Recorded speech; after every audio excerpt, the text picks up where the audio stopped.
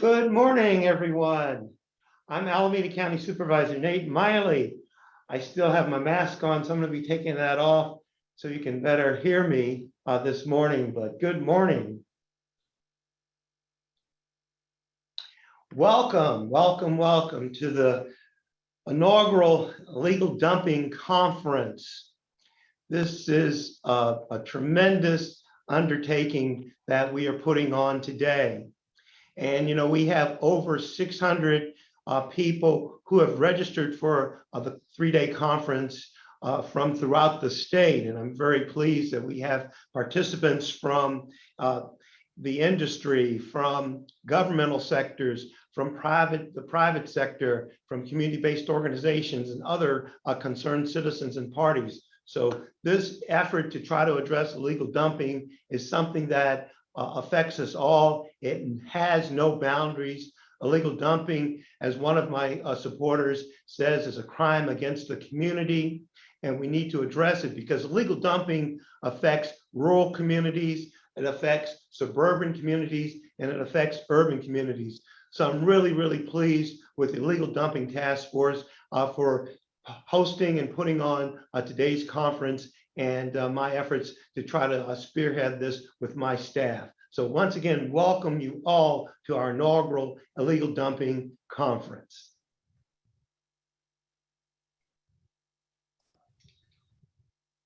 I would like to take a moment to thank our title sponsor. Our title sponsor is California Waste Solutions, Zero Waste Specialists. We're very pleased to have them sponsor, to be the title sponsor for this inaugural conference. I have known the proprietors of California Waste Solutions for many years. You know, I served on the Oakland City Council back in the 1990s, and I've been a county supervisor for the last 20+ years. And so California Waste Solutions is a very key partner in our efforts at addressing illegal dumping throughout the region. So thank you, California Waste Solutions, for being our title sponsor. I'd like to also thank our other sponsors. We're very pleased to have a number of other sponsors. We have Waste Management, which has been another company that I've been associated with for many years as an elected official, as well as, you know, they provide the service in my community, Waste Management. So thank you so very much, Waste Management, for being one of our sponsors. AB&I Foundry is one of our sponsors as well, and they actually work closely with us on our efforts at addressing illegal dumping through our pilot program in East Oakland. Another sponsor, two other sponsors we have is Nixit Junk Removal. So thank you, Nixit, for being a sponsor at the enforcement level. We're very pleased to have you help sponsor this conference. And the Mattress Recycling Council, you know, they've been a member of our efforts to address illegal dumping since day one. You know, we started this effort around addressing illegal dumping probably about 3 years ago. We had a working group, then we kind of evolved into a task force, and then it evolved into a statewide effort, particularly once we had to postpone our conference from 2020 due to the pandemic to this year to have a virtual conference. So the Mattress Recycling Council, they've been with us all along this journey. And then we have a couple of community sponsors, the Beautification Council. They're out there, they're boots on the ground working with us. They've been involved with this since the inception. And in fact, you know, it was the Beautification Council that really got me going on the efforts of illegal dumping, because I really thought it was an isolated issue and concern, and they definitely enlightened me that this is not just an isolated concern of one jurisdiction or one area. It's a concern that affects multiple jurisdictions, and it's an issue that needs to be addressed comprehensively and globally. And finally, our other community sponsors, the California Product Stewardship Council, of which they've worked with me extensively in the past. In fact, the California Product Stewardship Council worked with me back in 2012 when the County Board of Supervisors here in Alameda County passed the first ordinance of its type to address pharmaceuticals and the need for proper disposal of medications when they expire and are no longer wanted. And the California Product Stewardship Council, they were our consultants on that and have provided leadership and worked with us ever since. So thank you, California Product Stewardship Council, for being a sponsor. So thank all of our sponsors for helping us this year to launch this inaugural conference. Now for a few housekeeping matters. How to ask questions of the panelists and the presenters. Use the QA feature at the bottom of your Zoom window. What if you miss a presentation? Well, if you miss a presentation, it's being recorded and will be sent to all registered attendees after the conference concludes. And what if there are questions, comments, concerns? Well, if there are, please email Erin Armstrong. She's on my staff, and that email appears on your screen. It's erin.armstrong@acgov.org. Those are our housekeeping matters for the moment. And obviously, since this is a virtual conference, if you need to get up, stretch your legs, grab something to eat, take a little break, go to the restroom, feel free to do that. Now for an overview of the conference schedule, the illegal dumping conference schedule. It's a 3-day conference. We've broken it down into 3 days, 3 hours each day. We felt that would be most appropriate. And actually, we had a team of folks who are part of the illegal dumping task force throughout the state, working with us on putting the conference together. And so we thought 3 days would be appropriate. The first day is education. We have a speaker, panelists, and we have an opportunity for people to ask questions, and there'll be a wrap-up. Day 2 is focused on eradication, and we have a legislative block. We have spotlight on what we've been doing here in Alameda County, particularly with our pilot in Oakland. And then we have a whole panel around eradication. And then on the 3rd day, we have enforcement. And enforcement is extremely important because we can do education, we can do eradication, but if there's no enforcement, if there are no consequences for bad behavior, then we're just providing a service and we're chasing our tails. So the 3rd day is enforcement, and we have a very exciting panel for enforcement. Closing remarks will be presented, and then we'll also have a wrap up and post-conference breakout for people just to kind of get together and talk about how things went. So those are our 3 days in terms of overview, basically 9 to 12 each of the 3 days. Now for today's conference schedule, let's talk about that. Well, I'm giving you the overview with some opening remarks.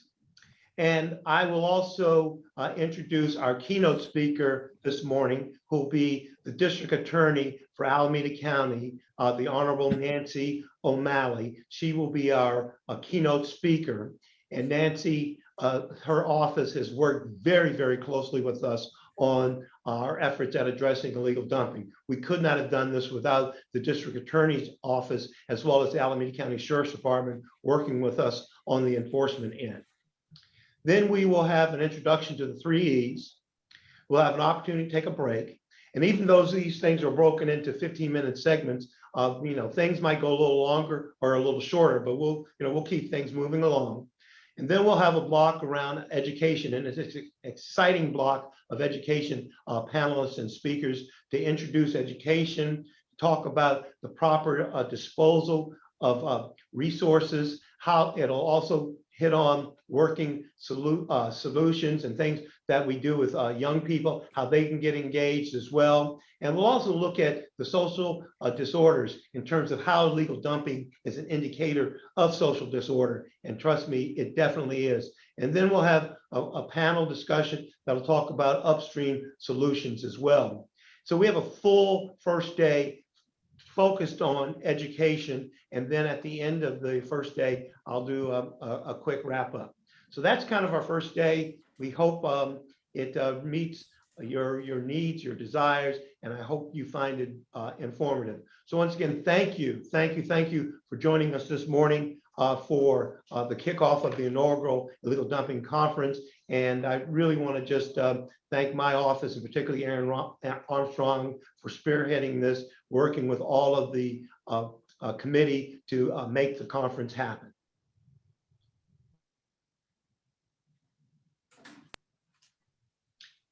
Now, I think we're moving right along very, very nicely. We might even be a little ahead of schedule. And as I can see, we've got over 300 participants on the conference joining us so far throughout the state. So thank you. And hopefully more will come on board too. As I said, we have about 600 registrants. So let me just introduce our keynote speaker, the Honorable Nancy O'Malley, who is the District Attorney for Alameda County. Nancy O'Malley is the Alameda County District Attorney and is the first woman to serve as Alameda County's District Attorney. DA O'Malley is a national and statewide leader known for her innovation and vision. She has written more than 50 bills that have become law in California. DA O'Malley has received numerous prestigious awards for her leadership, including the ABA Margaret Brent Award, the Lois Haight Award of Excellence and Innovation Award from the United States Congress, the James Irvine Leadership Award. And this is just to name a few of the awards and accolades she's received as the DA. Her contributions to the community, to the state of California, and to the country are numerous and significant.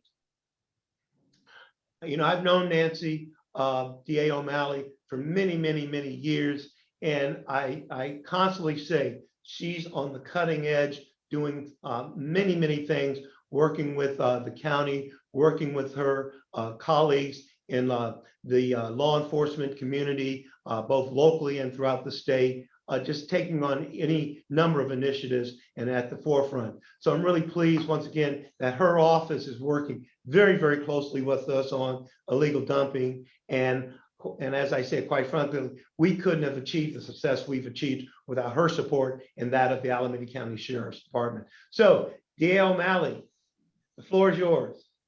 Thank you. Thank you so much, Supervisor. I'm really honored to be here because, like all of you, I believe that illegal dumping is a major problem on a lot of fronts.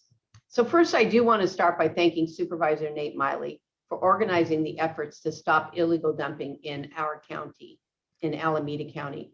Under his leadership and his excellent team of committed individuals, the Alameda County Illegal Dumping Task Force was formed a few years ago. And while it started as a pilot, it is now a matter of consistent business and community strategies to stop illegal dumping. And by doing so, Alameda County is leading the way. I'd also like to express my thanks to Assembly Member Rebecca Bauer-Cahan for her leadership in Sacramento. She not only carried a bill, but also secured funding for the task force. While the bill was not successful, the funding did come through, and it's allowed us to go even further than we had hoped when we first started talking about the efforts of the task force. Assemblymember Bauer-Cahan is a former environmental lawyer and an advocate, and she understands the negative impacts of illegal dumping that has on a community and on the environment and to the well-being of our neighborhoods. I also want to take a moment to thank Aaron Armstrong, who works for and with Supervisor Miley. All of his staff is really, they're excellent members of the community and public servants. But I particularly want to thank Aaron for her work on this task force and especially on putting this conference together. Well done, Aaron. And my praise and thanks to Elise Sambach, who's the Deputy District Attorney in my office assigned to our Environmental Protection Unit and to this task force. Elise, I appreciate your commitment to addressing all issues that impact our environment and especially for your work and leadership on the illegal dumping task force. And while we have many, many partners who have come together to work on this issue, I want to give a special shout out to Ken Houston. Ken is out in the streets every day, shining a light on illegal dumping and rolling up his sleeves to clean up the streets and our neighborhoods. You'll hear from Ken later in the conference, and I'm sure you'll agree that his commitment to Oakland and to this issue is inspiring. As I said, my office and I are very proud to be partners in these events, along with other public agencies, nonprofits, businesses, and especially our community members who care about the health, the welfare, and the well-being of those living in our community. We also care deeply about the environment and the aesthetic impacts of illegal dumping. Now, on occasion, I hear, what's the big deal if garbage is dumped on someone else's street, or if in their yard, or in an open field, or along a waterway or stream? We have real crime to deal with. Well, my response is generally, let's be clear. Illegal dumping is a real crime that carries real punishment. Many violations carry a financial penalty, which can be as high as $10,000 if the dumping is done by a commercial company. And under California law, some violations could lead to jail time. But I also want to be very clear. Our goal is not to put people in jail, but to stop them from illegal dumping. And even more than illegal dumping being against the law, illegal dumping can have a significant impact on most ways that we don't often think about. So let me talk a little bit about the obvious wrongs associated with illegal dumping. We see urban blight. We see the quality of life for those living in impacted neighborhoods go down. We see public health risks. We see risks to individual safety as well as to public safety. And we see environmental impacts on urban, suburban neighborhoods, as well as our open spaces and our rural areas. And what we don't often think about are the fiscal impacts to cities and counties, leading to higher costs to residents and to businesses operating within the cities and counties. There's no question that the cost of illegal dumping and the cost of cleaning up illegal dumping can run in the tens of millions of dollars annually. So let me talk a little bit about urban blight. It has a direct impact on someone's quality of life. Sure does. Illegal dumping directly impacts the quality of a neighborhood's life. If there's garbage in the street or mattresses or old appliances, furniture, junk lying around in the street where people live, how can that not impact those living in those impacted neighborhoods? How can it not impact how they feel about not only their own living environment, but how we as a community, and particularly we as government agencies, feel about them? Community members have said, are we being forgotten by the city or by our county? Are we being held in such disregard by others that it's somehow okay to dump garbage in our neighborhoods? These sentiments expressed by community members lead to feelings of hopelessness and despair, and they reinforce feelings that cities and counties do not care about them. They can also reinforce the racial disparities of society. Urban blight, beyond urban blight, and the quality of life issues with illegal dumping, it has an impact on the health of those living in those communities. We also see a direct impact on public safety. Those are conditions and sentiments we have worked through this task force to undo and to dispel. Because we know that illegal dumping often disproportionately harms Brown and Black communities and contributes to decade-long inequities in public health and public safety. But I will say, as aptly stated by Sarah Popescu-Slavikova, who's the co-founder of Green Tumble, she said, and I quote, "Our mental health is affected by the cleanliness of the environment we live in. Places known for illegal dumping are regarded as dirty. People do not feel comfortable or safe around them." And this sentiment is heard over and over again by those living in impacted areas. And I assure you, as I do them, that we hear their voices, we hear their words. Illegal dumping is not the neighborhood's fault, but for many, they are the ones paying the price. And through the collaborative efforts of the task force, we get it.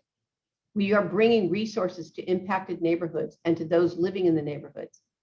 As importantly, we are demonstrating our respect and our care to those impacted by illegal dumping.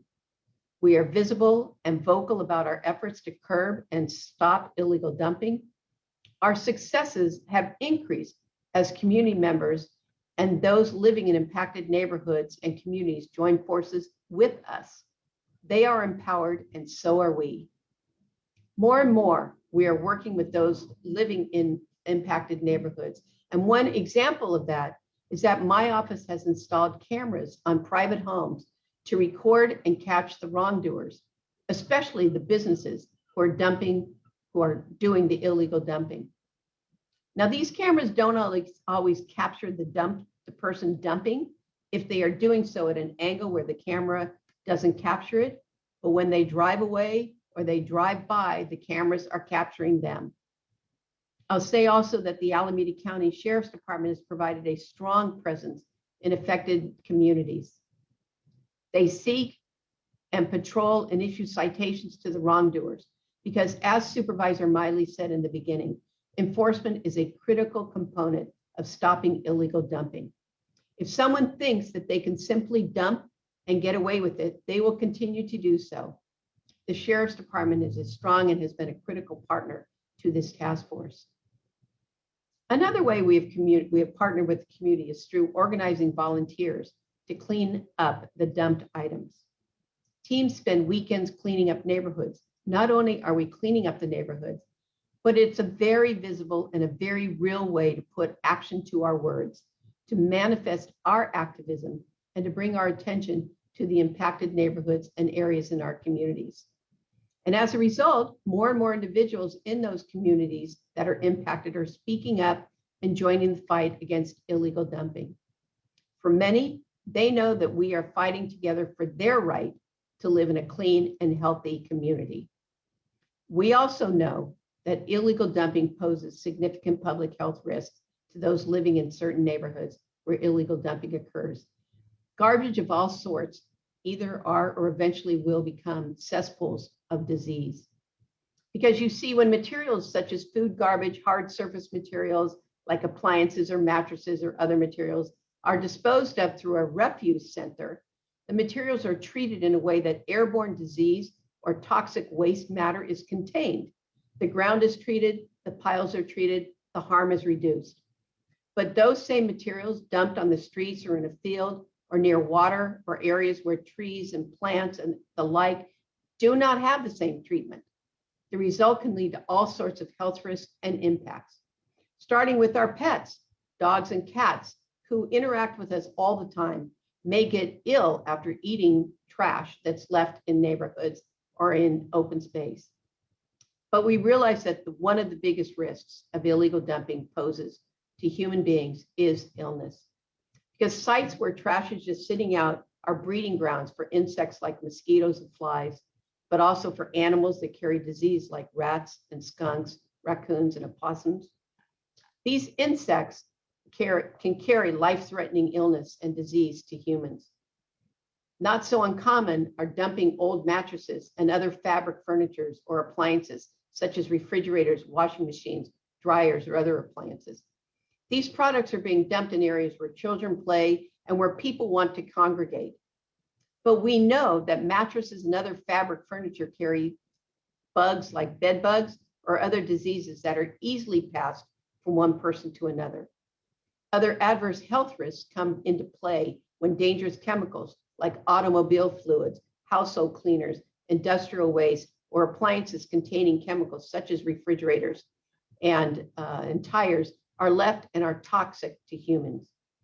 And we can only hope that no child ever climbs into a discarded appliance like a refrigerator and the door shuts behind them. So in addition to health risks, living in a community that has visible illegal dump sites wears on our mental health and the mental health of those living in those communities.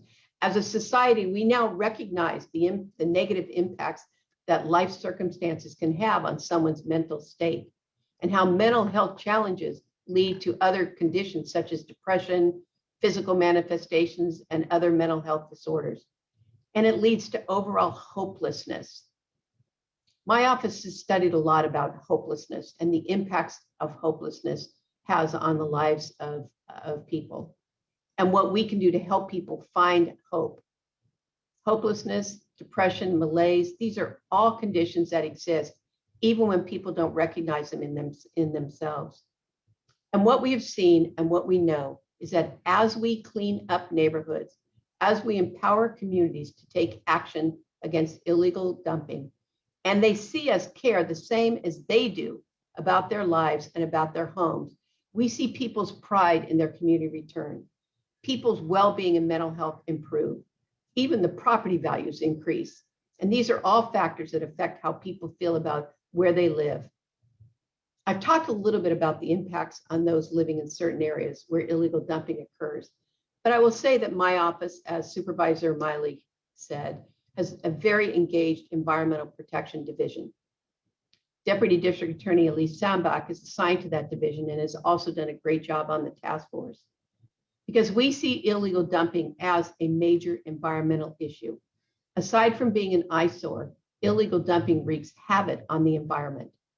As I talked earlier, chemicals from waste and certain appliances can leach into soil and local waterways, causing damage to plants and wildlife and water quality. Garbage tends to be flammable, and that's because various pieces of trash, when mixed together, can release combustible gases. If an illegal dumping site is left unchecked, it increases the odds of a spontaneous fire that can grow and eventually become full-fledged. We investigate possible environmental violations, and when found to be true, we will bring actions against the offenders.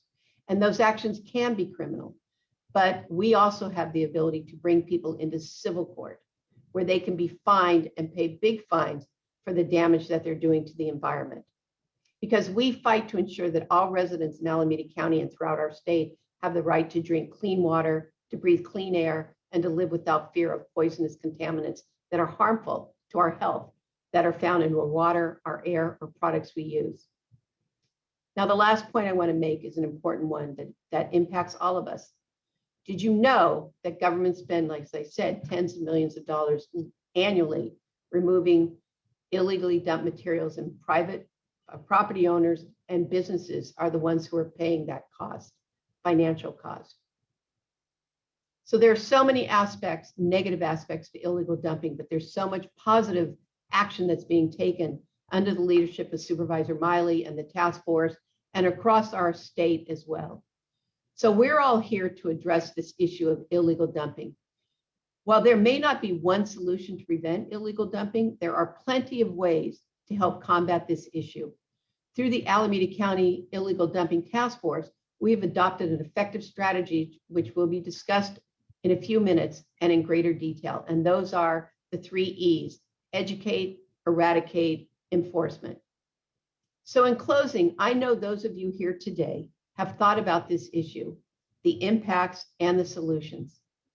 By being here, you are demonstrating your commitment to stand ready, to tap into our best resources, to identify and articulate the strategies coming out of the collective body of this conference. So I urge you, don't be shy, speak up. Together, we will continue to create successful solutions to stop illegal dumping and to bring healthy living and strong neighborhoods to all. And I thank you for your participation.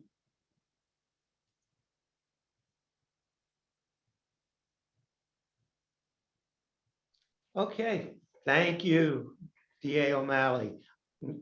We have about 15 minutes or so before we move into the next segment. So if you don't mind, I'm gonna just kind of chat with you, ask you a few questions to get your responses, because I really think it'd be very illuminating for people to hear from you. So you definitely hit on it. Illegal dumping is a public safety and environmental health and a public health issue. And there are costs to us all. And these costs are not just financial costs. The financial costs are exorbitant in and of themselves. but you talked about the cost, the mental health cost, and the cost of hopelessness. Would you want to speak a little bit more about that? Because I know when we first started our illegal dumping efforts more than 3 years ago, and we went into some communities in East Oakland, people had been living with this crap and this despair and this hopelessness for years and years and years. They thought nothing could be done. They were angry, they were upset, and they had, quite frankly, given up. They weren't walking in their communities. Their quality of life had diminished. So do you want to talk a little bit more about that? Sure. The whole issue of hopelessness is a new emerging science. It's not new to us. I mean, we've seen people who have no hope, who don't see their life different.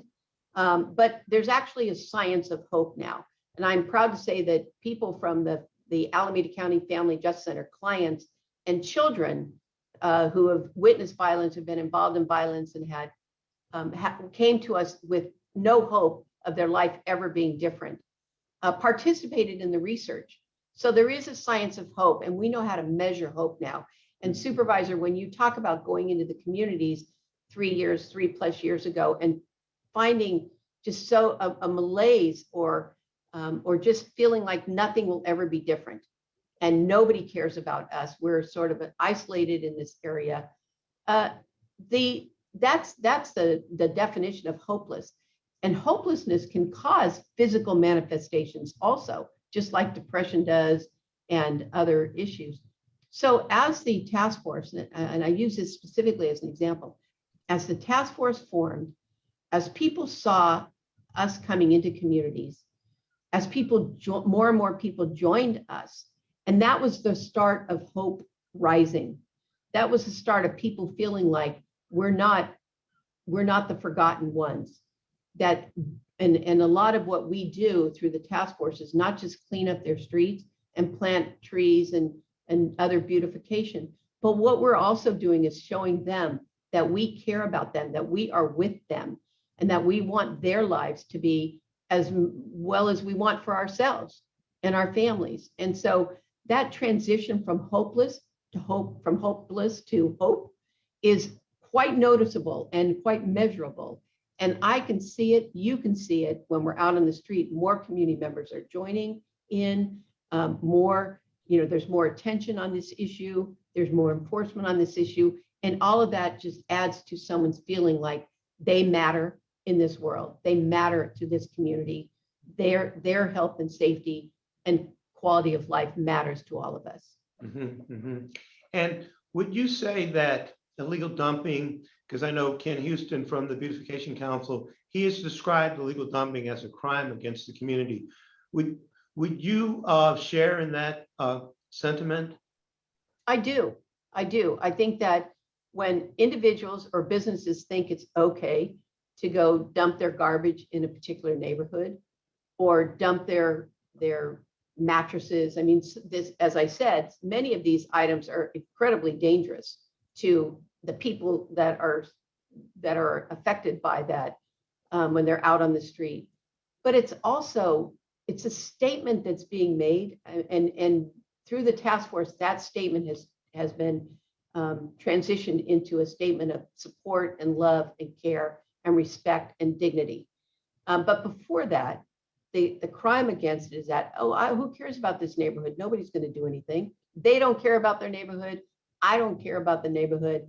The city doesn't, the county doesn't. And I'm not just talking about Alameda County. Mm-hmm. This is a national problem. And but this county, and for sure under your leadership, has transformed that to stop to saying out loud that you cannot commit this crime, this assault on the people that are impacted by the actions of those that are dumping their garbage or dumping their materials. I agree with what Ken says, and I share in his energy around transforming that whole condition. Mm-hmm. And what role do you think cameras could play in helping us to address or get a better handle on this problem of illegal dumping? Well, cameras are great because, one, they tell us who's doing the dumping.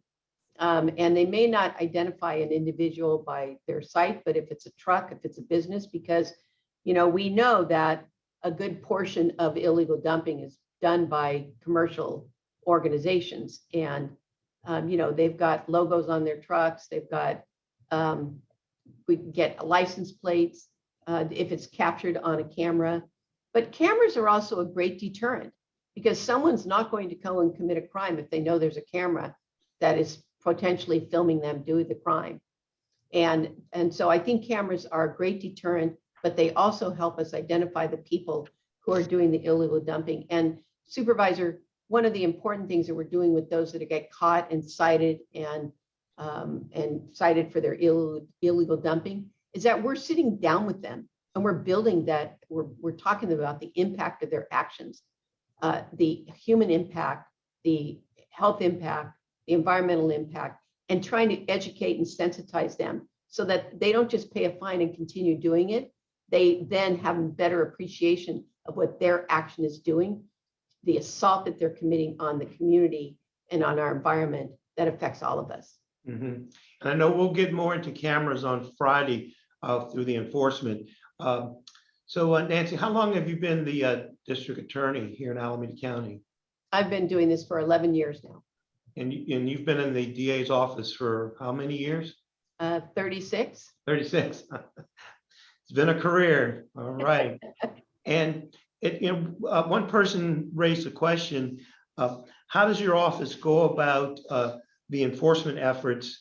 How many staff do you have focused on this or working on this? How do you try to deal with this so that there's resources associated with addressing this problem? That's a great question. So we have Elise Sandback, as I've said, is leading this effort for the office. We have investigators who are all sworn peace officers. We call them inspectors who are assigned to the work. But importantly, Elise organizes volunteers to go out and help with the beautification and help with the picking up the garbage and help being out in the community. So there's an army of staff from my office who are out in the communities and the neighborhoods on the weekends doing the work. The resources, one of the areas that we focus on, as I talked about, is that in the civil arena, when we identify a large dumping agency, like somebody like a business that's not taking their stuff to the refuse sites, but rather just going into neighborhoods and dumping it, that we can sue them civilly. And that those result in civil judgments. And when we get civil judgments, we're able to reinvest that money. It's held in trust, and we can reinvest that money in ways that allow us to increase the efforts, increase the community efforts, increase the law enforcement efforts, and any other way that works towards beautifying and keeping our communities healthy and our environment healthy also. Now we know illegal dumping knows no boundaries, and that's one reason why this is something that needs to be addressed statewide, because Alameda County, Contra Costa County, Santa Clara, San Jose, LA, we could all do things, but our efforts would just basically be isolated to our jurisdiction. But in order, and somebody who illegally dumps, they'll just go into another jurisdiction and dump their trash and debris. And so this area, I've seen how through Cal Recycle and other efforts, how this has impacted rural communities and suburban communities as well. So there's a question here about abandoned vehicles. They're kind of just out of control and proliferating, and junk piles, we find them in rural communities as well. So is there anything that your office can provide in terms of some ideas or advice on how that might be abated? Well, I think that first of all, there are places where cars that are no longer functioning or vehicles no longer functioning can go. So if it's a vehicle that can't pass the smog, for instance, it will be bought back by the state of California. You just have to take it to the place. It has to be drivable to get into the gate of the facility where they will pay you for turning in these old vehicles that are a problem. But for the ones that are just left behind, there should be a hotline that can be called, and I think there are hotlines, or like the sheriff's department, if it's a unincorporated part of any county, the sheriff's department has jurisdiction, and those cars can be removed. It's important to remove them because we don't often think about it, but cars actually, when the dashboard is split open, there are chemicals that are inside the stuff that's inside the dashboard and the seat cushions and the steering wheel that can be very toxic. And that fluff, while it can't be breathed in, if someone touches the fluff that has that toxicity in it, that can cause that's a carcinogenic. So we just settled a case with Schnitzer Steel, who crushes the cars. And over the last several years, I have to say that they've built containers so that when they crush the cars and all that toxic material that's inside our cars breaks loose, it's contained. So it's not going out into the environment. And so I think from what we've learned through what happens environmentally when cars are left abandoned and then they split apart or seats break and this fluff starts moving around, and that can be very, very dangerous. And so I think that, one solution could be setting up that hotline number to say, okay, if someone sees an abandoned car, call this number. And I'll say even that we may be able to use some of those trust funds to set that up, knowing what we know now about the dangers of abandoned cars. Okay, another couple of quick questions, then we'll move on. So there's a question here from the work that your office has been involved in around illegal dumping. Have you been able to ascertain any information about why people are illegally dumping, or any data that where the illegal dumping, let's say, items are coming from? Well, sometimes we know where it's coming from because it has envelopes with people's addresses on it. And so we put our hazmat suits on and go through the garbage to see if we can identify where it came from. What we have learned is that for some people, they don't want to pay to go down to the place where you would legally dump your garbage or your materials. Driving down to the transfer station down in San Leandro or in other parts around the county is more than they want to do. What we have seen is some businesses that have been paid to take garbage away or take materials away, and they drive to an open field and no one's looking and they just dump it there.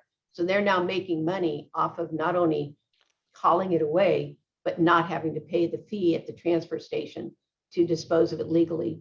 And so we're focusing on and we've seen more of the business, trash collector types that are hauling their garbage away, that are illegally dumping. But we also see people that drive down the street and say, and this goes to the issue about blight. Someone drives down the street and sees garbage along the street. Well, what the heck? Why should I'll just dump my garbage. And we see that garbage then pile up until somebody comes and rescues that area from the dumping. So we keep track. The challenging one is that for some of the materials like mattresses, they have to be hauled. I mean, there's no way to take a bag of garbage and a mattress and throw it out of your car window. So there's more effort that's put into illegally dumping mattresses, which is one of the really common materials that are dumped, both in our county and across the nation. They're discovering. And the thing is very interesting because, I'm a strong believer in the broken window theory. So if a community looks like crap, then it's a breeding ground for any more stuff that brings down the quality of life, produces more hopelessness, and is a breeding ground for other type of criminal activity and behavior. So I think illegal dumping is a precursor to that. The other thing is, you mentioned that the efforts around illegal dumping, because I think my last question would be, do you think enforcement is a key ingredient in trying to help us to deal with this problem of illegal dumping? Because, and I say that only because, and maybe I'm talking to the choir here, mattresses, for example, can be recycled. People can be educated to understand that illegal dumping affects the environment, affects public health. But despite all that, and I like to use the analogy, if we didn't have law enforcement out helping us and ensuring us to drive within the speeding limit and obey the traffic laws, we'd have chaos on the roadways. In some cases, we do anyway. So what role does enforcement play in this whole effort of trying to deal with illegal dumping?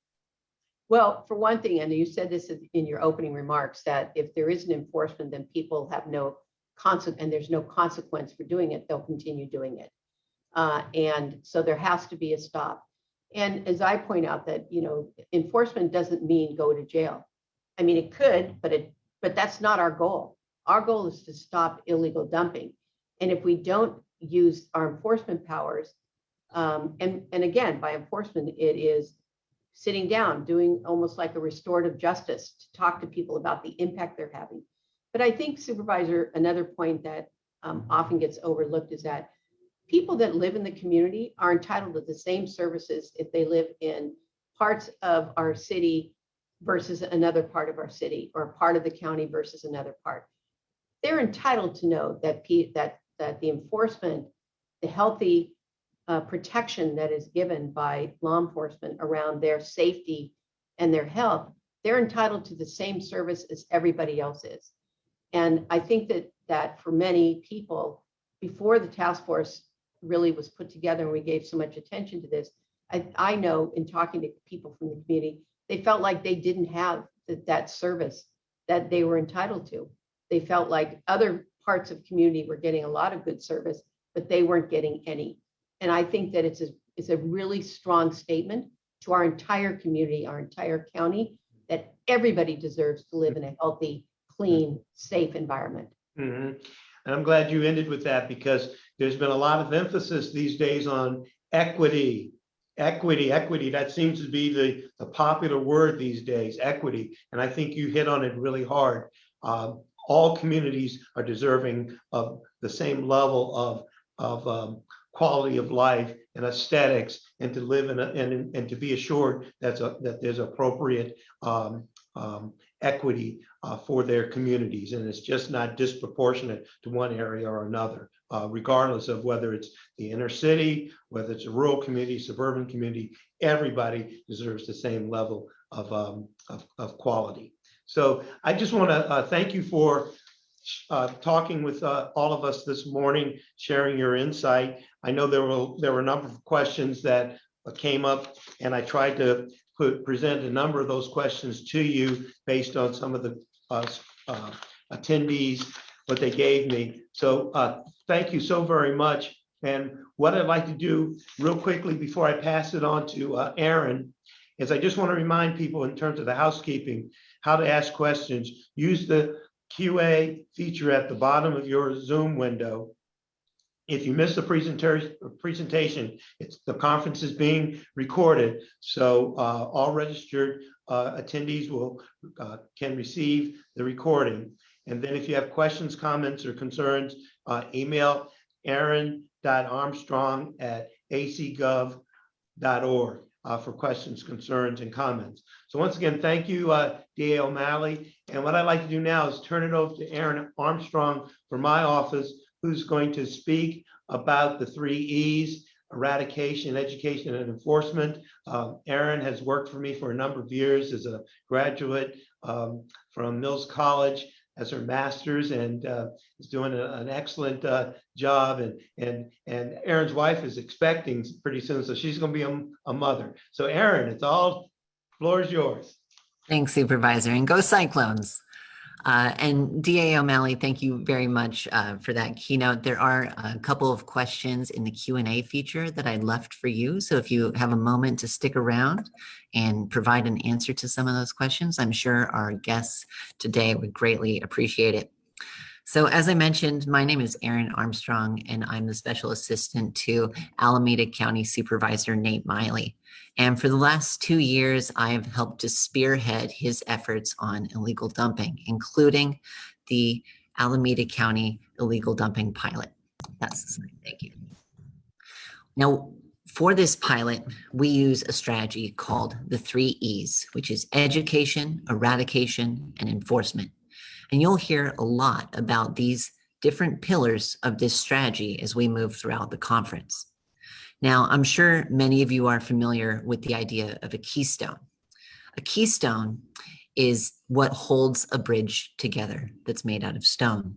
As you can see from the diagram here that's on screen, there are 2 supports that come up on each side, and in the middle is a keystone. Now, with a bridge built like this, it will be very stable. But if you remove any of these elements, if you remove that keystone, if you remove one of the sides or the other side, that bridge is going to collapse and you won't have an effective strategy. And so the 3 E's are that effective strategy. And each of these elements is just as important. And when they all come together, that's when it's effective. But without one or without 2, you really start to get into a problem. So what are the 3 E's? Well, the first E is education. And with education, you really want to focus on some of those upstream solutions that are going to prevent illegal dumping from happening in the future. These are things like working with children to make sure that they understand the importance of making sure that their waste gets into the waste stream properly. It also extends to some reactive education. If you notice, for example, that a multifamily unit is consistently dumping piles of garbage outside because their waste bins are not large enough, then you can educate that building owner on how to right size their waste bins so that they're no longer overflowing. This is all about upstream work to prevent illegal dumping from happening in the future, to create an easier time for us as we move forward. Now, eradication. This is really your boots on the ground. Eradication is so important because, as the supervisor pointed out with the broken windows theory, if you turn onto a street and you're an illegal dumper and there's already illegal dumping everywhere, you're not going to have a problem dumping on that street. If you're a neighborhood member and you're walking down the sidewalk and you see a pile of illegal dumping, say you have a candy wrapper or something in your hand, you're not going to think twice about throwing that candy wrapper on top of that pile of illegal dumping. What's one more candy wrapper compared to this big pile? So illegal dumping and blight attracts more illegal dumping and blight. And that's why eradication, especially quick and timely eradication, is so important. Because when you turn onto a clean street, if you're a legal dumper, for example, and that street looks clean, it's tree lined, it's well lit, you're going to think twice. But if you turn onto that street and it's already trashed, that's a signal to go ahead and dump. So eradication is so important. And then that brings us to our final E, which is enforcement. Now, you'll hear a lot about enforcement throughout the conference, but especially from our eradication partners who feel that without enforcement, they're struggling.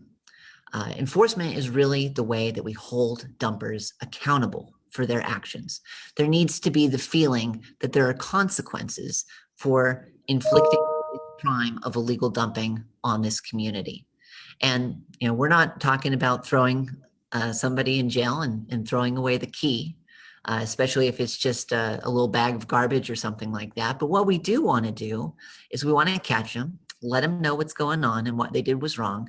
And we want them to go and clean up their garbage and maybe even put on a vest and come out and join us on a couple Saturdays with some community service, cleaning up garbage in the neighborhood. It's all about that enforcement, because if you know that you might get caught, if you've dumped, been caught, and then had to go out and clean, you can guarantee your chances of dumping illegally are going down every single time. And so it's really about your downstream solutions. So you can imagine these three E's come together and create an effective strategy. But what happens if you don't have one of the E's? For example, let's say we don't have education. We're only working on eradication and enforcement. We're picking up the garbage and we're enforcing the law. Well, we're not doing anything on the upstream to try and prevent illegal dumping from happening in the future. In this situation, there's no long-term fix to the problem. We're simply treading our wheels. What happens if we remove eradication and just focus on education and enforcement? Well, in that case, the garbage is allowed to accumulate over and over, and before you know it, it's out of control. And we haven't done anything to actually prevent those visual cues of deterioration. That's why eradication, quick and timely eradication, is so important. Now, what if we're just doing education, eradication, but we're not doing any enforcement at all? Well, in that case, all we're doing is providing a free garbage service to illegal dumpers. It's effectively an incentive for people who want to skirt the law. If you're an unscrupulous hauler, unlicensed, and you take somebody's junk from their house, maybe charge them $150, but it costs $100 to go and take it to the dump. But for free and without consequences, you can go dump it on the street and there's no enforcement. So you don't have to worry about getting caught. What are you going to do? And we see this time and time again. And that's why we need all three pillars to come together and make sure that that you're using the three E's of education, eradication, enforcement, because together they are much stronger. And without one, that bridge falls apart.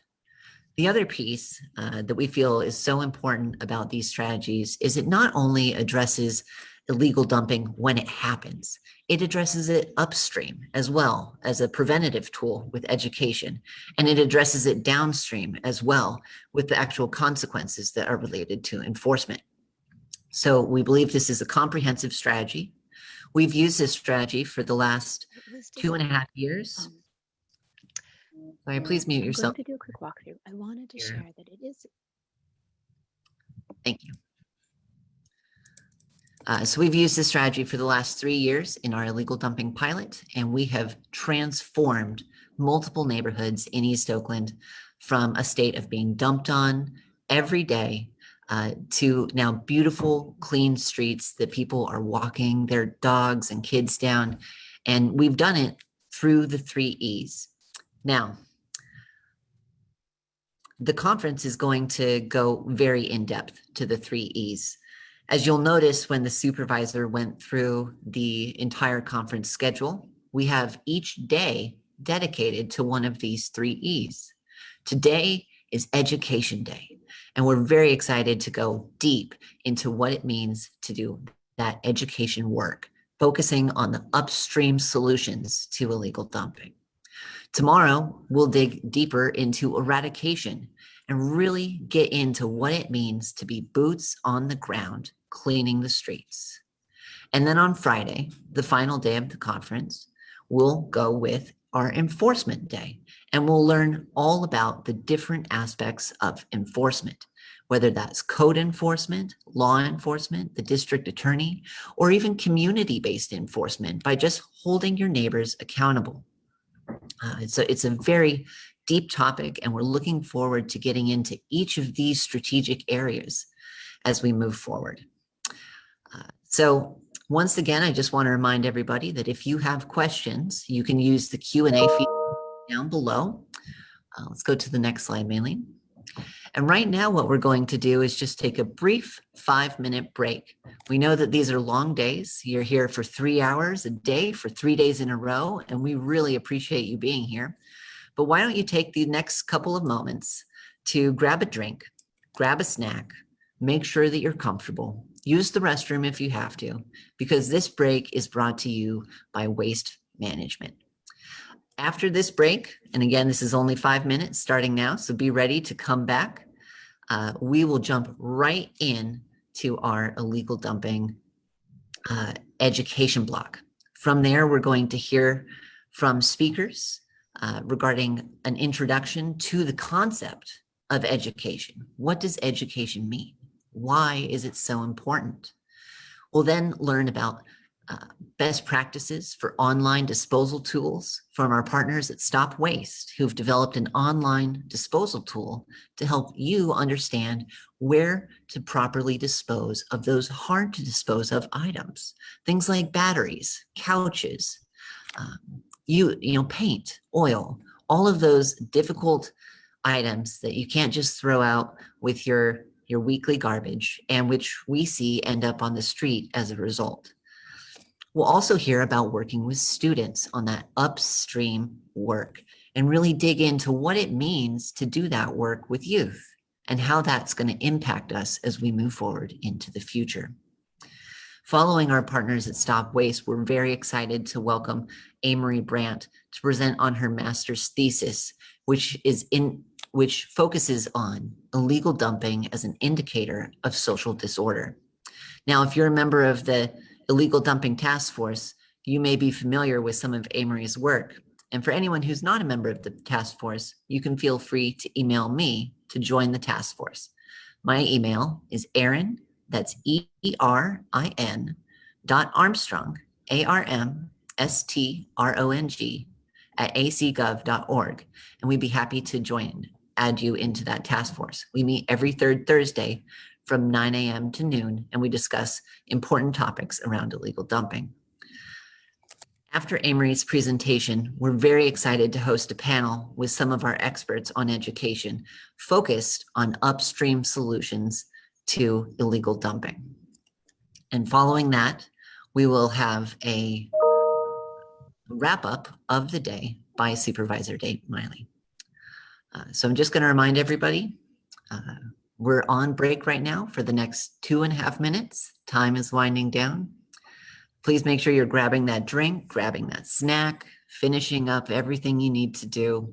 Get comfortable, because after this, we're really going to sit in for the next 2 hours and dig deep into what it means to be education when it comes to those 3 E's. So I'm going to stop talking now, and in about 2 minutes, we'll come back with an exciting video and jump right into it.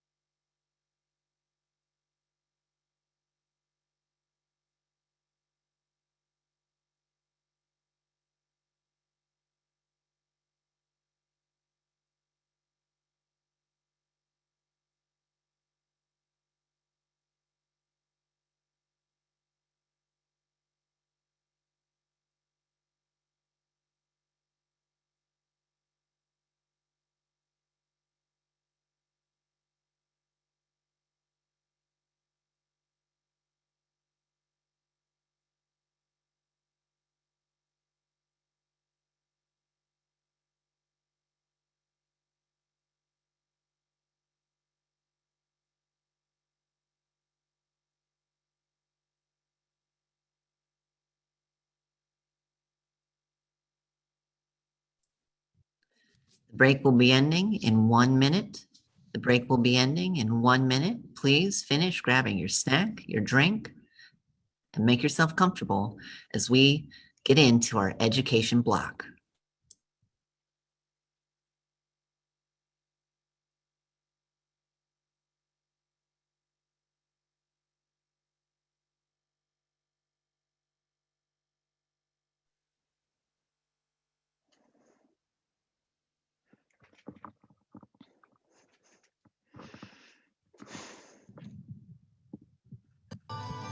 If nothing else, we have a moral responsibility to take care of our children.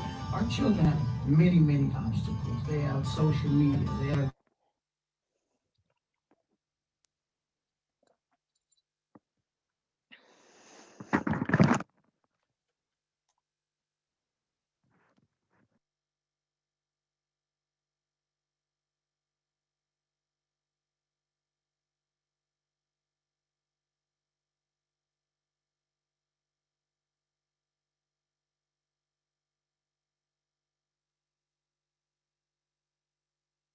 we have a moral responsibility to take care of our children. Our children have many, many obstacles. They have social media, they have drugs, they have guns and weapons that's in school. They have these things to think about. They shouldn't have to worry about their path of travel to school.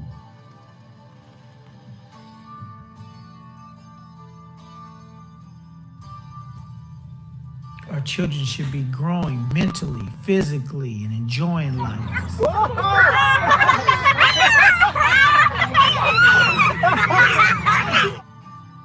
We live here, they live here. It's shameful they have to live through this.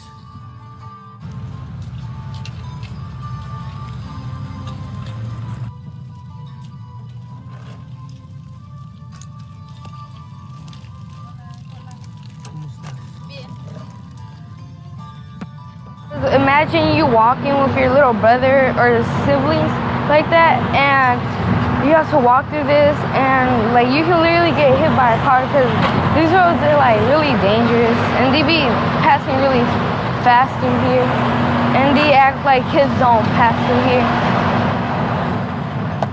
Our children and our community deserve better than this. That you should help your community even if it's not for money. Keep our community clean. Come on. Let me see. Hold the sign. Keep our community There you go, baby. clean. Thank you, God.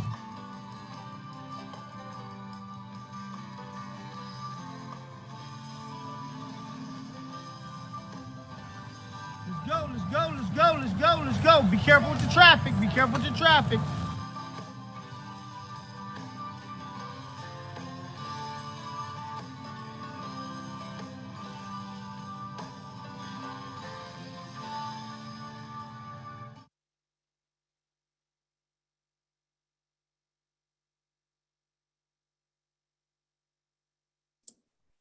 Thank you for our partners at the Beautification Council for putting that excellent video together to really frame why addressing illegal dumping is so important.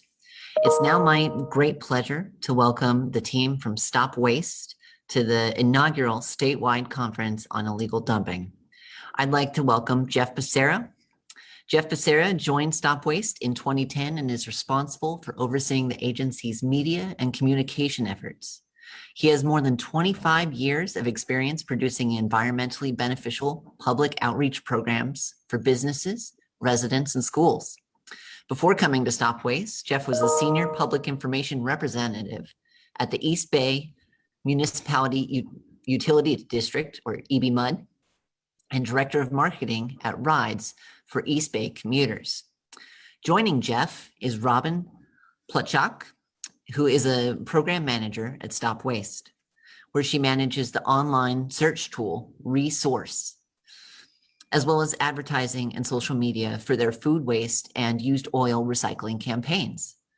She helps cities roll out curbside food scrap recycling programs, promoting multifamily recycling and managing the backyard composite bin sales. Before StopWaste, she worked in public information and as a staff scientist for the environmental consulting firm focused on water research, and served in the U.S. Peace Corps as an environmental educator in Paraguay. She's a graduate of Amherst College. And lastly, we'd like to welcome Angelina Vagera, who has been teaching environmental education as a classroom teacher and an environmental educator as a school administrator, and in her current role at StopWaste, where she's the school and program manager for over 25 years. StopWaste programs serve and partner with Alameda County school champions. They co-create action plans for caring individuals and for school communities by fostering students who take action as global citizens. Welcome, StopWaste. Thank you so much, Aaron. And also thank you and Supervisor Miley for putting on this much needed event. We're happy to be here representing some of the things that are happening within Alameda County. So yeah, I'm Jeff Becerra with StopWaste, here with my colleagues Robin and Angelina. StopWaste is a joint powers agency. We work in Alameda County with residents, businesses, and schools on sustainable resource use of materials and energy. Our joint powers agency is made up of all the cities in Alameda County, the county itself, and the Orloma and Castro Valley sanitary districts. So the concept of education is very important. It has many forms, and it's a big part of what we do. And as Aaron mentioned, education really is a way for us to focus on waste prevention. So I think most people who are attending today have heard about the waste reduction hierarchy. There are different forms, but the classic one of reduce, reuse, recycle, and rot for compost has at the top reduce, and it's there for a reason. So it's, in a way, it helps prevent bad decisions needing to be made, what to do for something that you no longer need. And so in the case of legal dumping, the more that we can prevent it from happening, the less we need to manage the problem through eradication and enforcement. So we're going to be featuring two types of education today from StopWaste. First is making it easier to learn about proper disposal. And for us, disposal is a term that also includes reuse, recycling, and repair. Highest and best use is what we're looking for.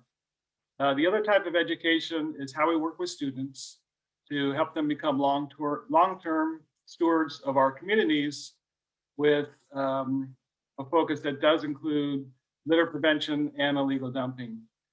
So with that, first, I'll turn it over to Robin, who's going to provide us an overview of our resource tool. And then after that, we'll hear from Angelina about our efforts in schools. And so with that, Robin, I'll turn it over to you.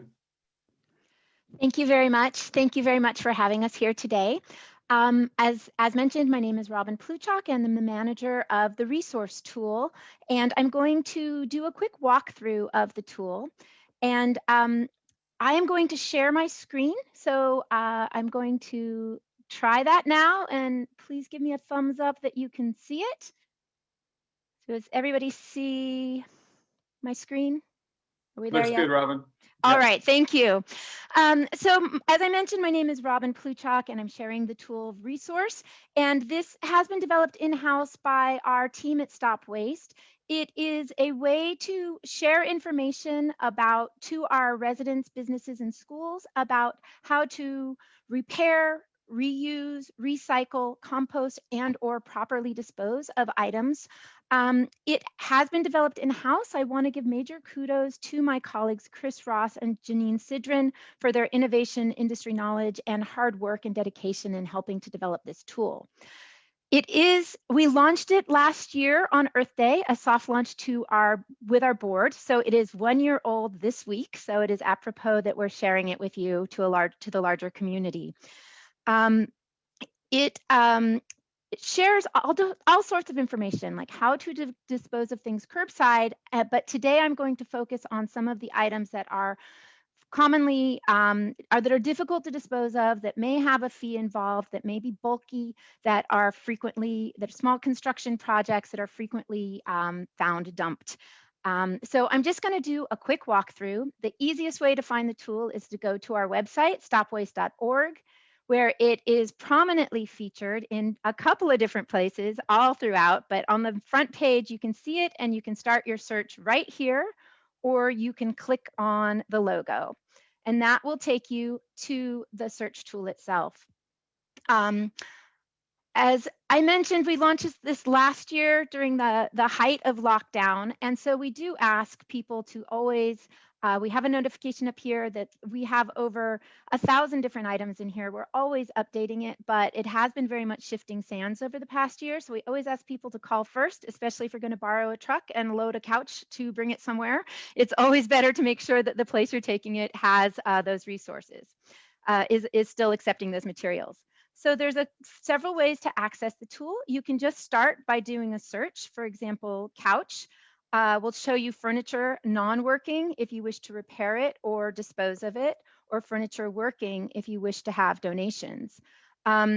The thing I would also like to share is we have been working with the public in Alameda County for over 20 years, managing a phone line, taking requests and questions from the public via phone, email, and also managing various search tools. This tool replaces a tool that we co-developed with other local Bay Area agencies called Recycleware. So we have a good sense of the types of items people are trying to get rid of that have frequently, and we have created some quick searches here, and I'll focus on some of these, such as bulky, which includes large broken appliances, mattresses, old furniture, automotive, which includes some toxins and tires. Also, we have construction, which are all, these items are all, we have quick searches for things that people are frequently trying to get rid of. All items are listed here down below. As you can see, it is a pretty exhaustive list. We also have synonyms for those items. As you can see, when I searched for couch, it took me to furniture. So we've really worked on trying to make a tool that is very easy for the public to use, that provides quick and accurate answers. I'm going to search using these buttons here, bulky, and show you an example of mattresses. So as you can see, actually, I'm going to change the zip code. It switched on me. I'm going to enter the zip code for downtown Oakland, 94612, mattresses and box springs. And the first thing that comes up is that this item is accepted in a bulky pickup. So if I'm a resident of Oakland in a single family home, that bulky pickup service is available to me, and I can click here and get more information. I will share that with you in a moment. I also can find out that a third-party vendor, Bye Mattresses information is available. So we do try to feature if there is a third-party vendor like Bye Mattress or Paint Care or one of the larger organizations, or the Cal Recycle used oil recycling. We do try to feature a larger database. It is often redundant and listed here in our services as well, but we do want to make sure that those services are really highlighted and brought forward in the search results. I'm going to scroll down and show you what those search results look like. If I am searching for how to dispose of a mattress here in Oakland, it lists different vendors and they're listed by distance, because we know convenience and cost are major, are really priorities for people trying to get rid of things. And so you can scroll by distance to see where they're located. You can also, if I was searching for a free pickup, I could filter that information. And I'll scroll back down so you can see the results. Again, we always ask people to call first to make sure that those services are still being offered. We also share if that information, if that mattress might be reused or repaired as part of that search. Scrolling back up to this curbside and bulky pickup item, I'm going to click here to share that this item is available for bulky pickup. We have a listing for all cities within Alameda County, all of the jurisdictions that we serve, in which we list all of the items that are available for weekly curbside. There's a highlighted items at the top. You can see the full listing for recycling, organics, garbage. And then we also have special items. Those are the curbside, the used oil recycling, batteries, things like that that might be collected curbside, and a special category for bulky pickup. Again, this lists all of the items. All Oakland residents are eligible to receive bulky pickup item services, how to contact for multifamily, the contact for waste management, and the items that are typically collected for bulky pickup, as well as information, further information about them if merited. We also offer information about debris box and construction and demolition services. Those are often typically small projects are often dumped as well. Information about the City of Oakland services, information for businesses, as well as how to report illegal dumping. So on every single city's page within Alameda County, we do have information about how to report illegal dumping. All right. I'm going to go back up to the top, and I forgot that I'm going to, so again, when I showed the mattresses, you could click on the link and go directly to the Bye Bye Mattress page. I shared the curbside information is available. And again, you can get to that very easily with this large button at the bottom that says curbside information, and that will take you directly to if you wanted to look for your jurisdiction's information. We also have created these materials fact sheets. Again, this is at the bottom. These are our hot links for things that are really important, like household hazardous waste. We list all the 4 locations that offer free services for Alameda County residents to bring their hazardous waste for free disposal. And then the curbside information and the materials fact sheets. This is a place where we can just have focus areas and provide a little bit more story about how to properly dispose of items, what happens to them, and a little bit more in-depth information. And we recently created this bulky items area that gives a little bit of history about, how come they're, about what can be done with them. That's these items are available for curbside bulky pickup programs. That multifamily in many cities does provide bulky services for that has to go through the landlord or the property manager.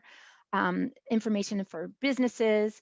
And then we also have some quick links for some of those items I mentioned: mattresses, furniture, large household appliances, electronics, tires, paint, information about reuse, construction and demolition, and again about illegal dumping. We created this curbside detail report. Initially, we created it for our own use in-house, and it lists information for each jurisdiction within Alameda County, who are the service providers, pick up information about bulky and C&D and illegal dumping. We were finding that we needed to provide this information to the public, and so we aggregated it, and we have this sheet that's available. We'll be finessing it over time to make it more friendly for the public, but we thought it was a very useful tool, especially for this audience here today. So we did want to share that for every city, I don't want to make you too dizzy here, but for every city in Alameda County, we have that information about about those services. And lastly, I just wanted to share about a little bit more about construction and demolition services. This is a search I already did for carpet within the city of Alameda, and it shows that this is accepted for construction and demolition debris pickup. We have information about the Carpet American Recovery Act CARE, which is featured on Cal Recycle, and this is available for pickup for Alameda County bulky waste. So again, this tool is available for Alameda County residents on StopWaste.org's website. We also have created a mobile app, so you can get it from your store by looking for the resource tool or click on either of these links from your phone. And with that, I will turn it over to my colleague, Angelina.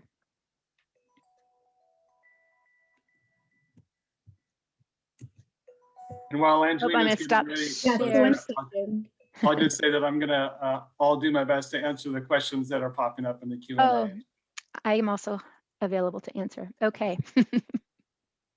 Thanks.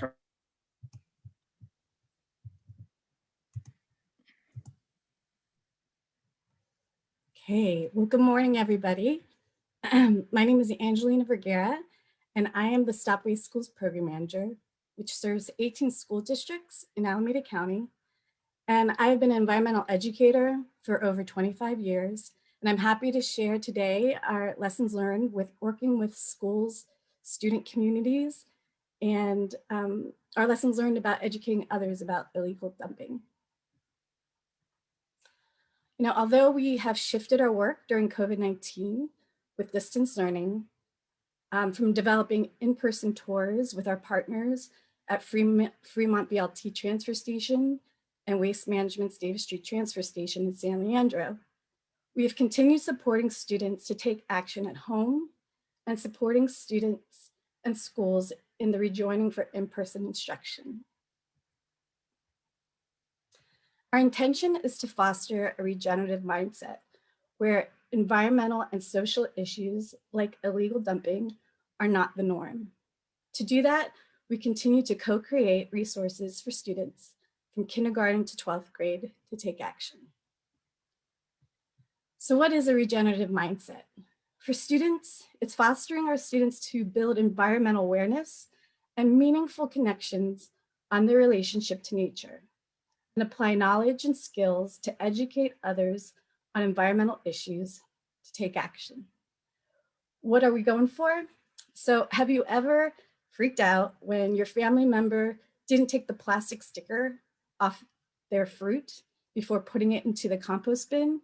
Because you understand that's contamination. And then you explain the entire BPI certified compost system. Well, congratulations, you have a regenerative mindset.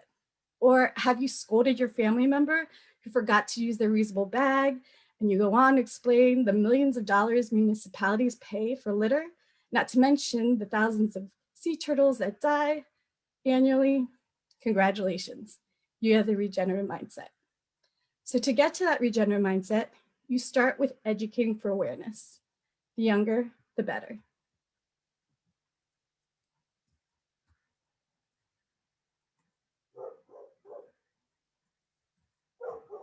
To do this, we co-created a regional model for action-based learning.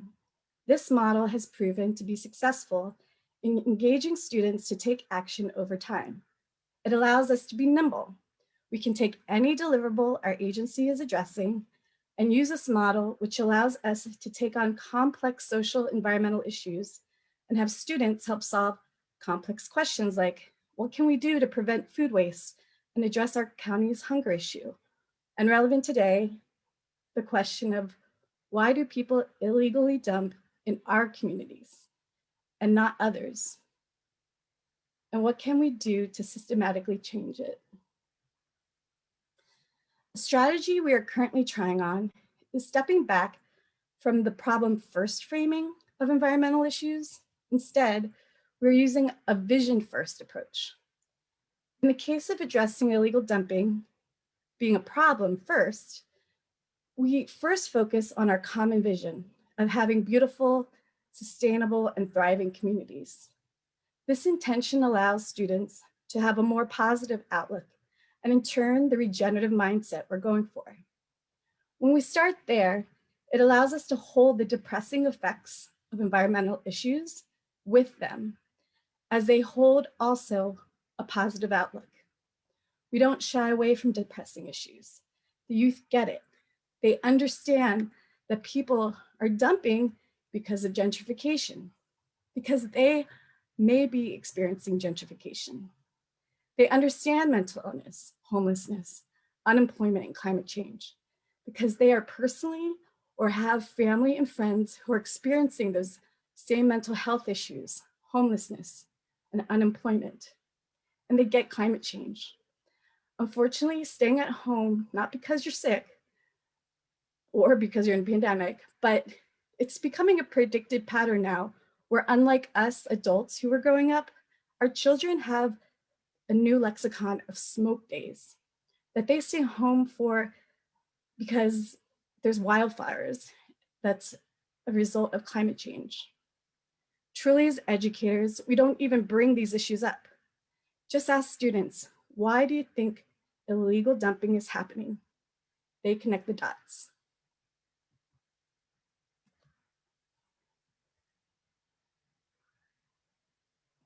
The strategy we are currently,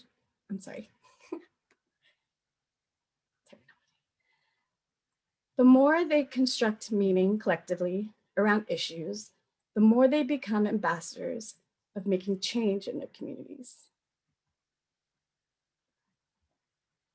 For all our students, stories of animals being harmed or habitats lost, waste, and single-use ocean plastic pollution are common entry points to discussing illegal dumping in their communities. It's relevant. It's what they care about. These are screenshots from this week where our StopWaste ambassadors have been hosting regenerative Earth Talks. They're sharing stories of taking action during the pandemic, which includes illegal dumping. This week, they are sharing how students are taking action with our partnership with Literati, a digital platform that takes the ubiquitous student cell phone and transforms it as a tool to capture and track litter by geotagging pictures on their phone app. It compiles a virtual landfill, categorizing them, what the item is, where and when the litter was picked up, and provides a report card of the litter profile. We are currently having dialogues with literati staff on how the app could be applied to address illegal dumping sites. For our education field trips, we have integrated in our tour the story of the albatross and how Oakland students from Lighthouse Community Charter School transformed litter and illegal dumping items into a story of reuse and innovation and community beautification. The Lighthouse students participated in our Litter-Free Action Project as part of our 4R Student Action Project program. They performed a litter audit, not with the literati app, but manually, and categorized litter and illegal dumping items on their school block in East Oakland. Learning about watersheds and how water moves plastic into our storm drains, into the bay, and into the ocean.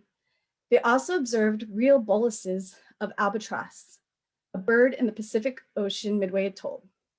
And like an owl, they eat food and their waste collects in clumps in their digestive systems, which they regurgitate to dispose. They learned that the boluses are full of plastic waste mistaken as food. Activated, the students decided to create an albatross made of plastic litter and illegal dumping debris to share the albatross story, and created a sculpture called Albatross or Albatrash, your choice. The students' artwork continues to educate the community at our StopWaste Art Gallery, headquartered in downtown Oakland. In addition, students presented to every class at their school their findings, created letters to the fast food restaurants that they sourced as the litter generators, and wrote for their school's parent bulletin to educate their community about how to keep their community beautiful through upstream waste prevention solutions. When students are included in solutions to illegal dumping, there is a win-win-win-win. You're fostering ownership for students to continue caring for their communities. You're fostering attitudes that are intrinsic for lifetime stewards. You're recruiting stewards who are educating the community for you, and you're empowering them from helplessness to hopefulness. The mindset of I can't, but we can. Which brings me to a couple of youth-involved projects. Jill Buck, who is one of our StopWaste Schools partners in Pleasanton, and also director of Go Green Initiative, hosted this week a discussion on her Green Radio blog. She interviewed the city of Camden, New Jersey, who partnered with artists from an artists collective called Terraform.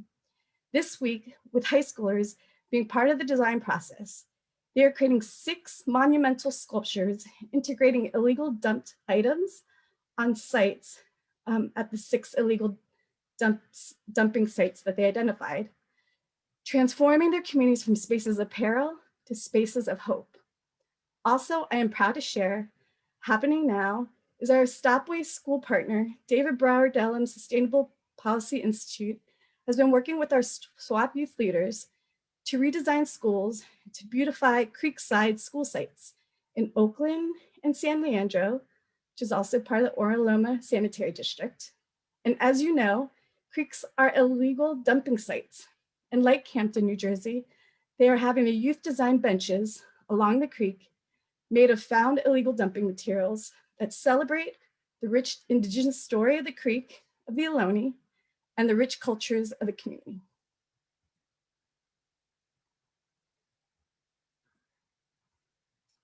We may start with the students taking action at school, but what we know is that students are excellent storytellers and effective messengers whose impact ripples out from the classrooms to their peer classes, to their PTAs and PTOs, schools events, their local businesses, nonprofits, faith-based, and community organizations in the local community.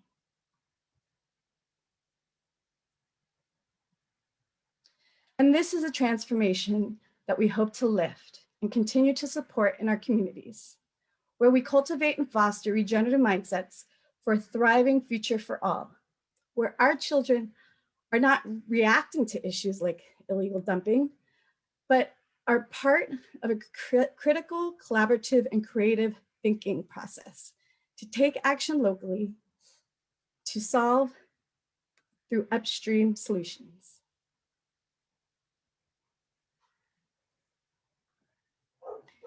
And as a program, we continue to co-create resources with our partners.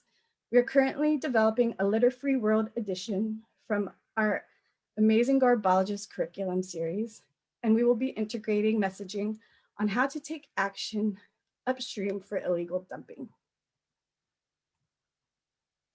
And we continue to explore where are those missed opportunities to engage change makers. We developed a parent chaperone program to specifically engage parents to take action rather than passive observers in our tours. And we also continue to engage and work with our teacher and school champions, school district curriculum instructors by hosting 4 Hours Fridays to build a network to share stories of taking action and to remember that we're not alone.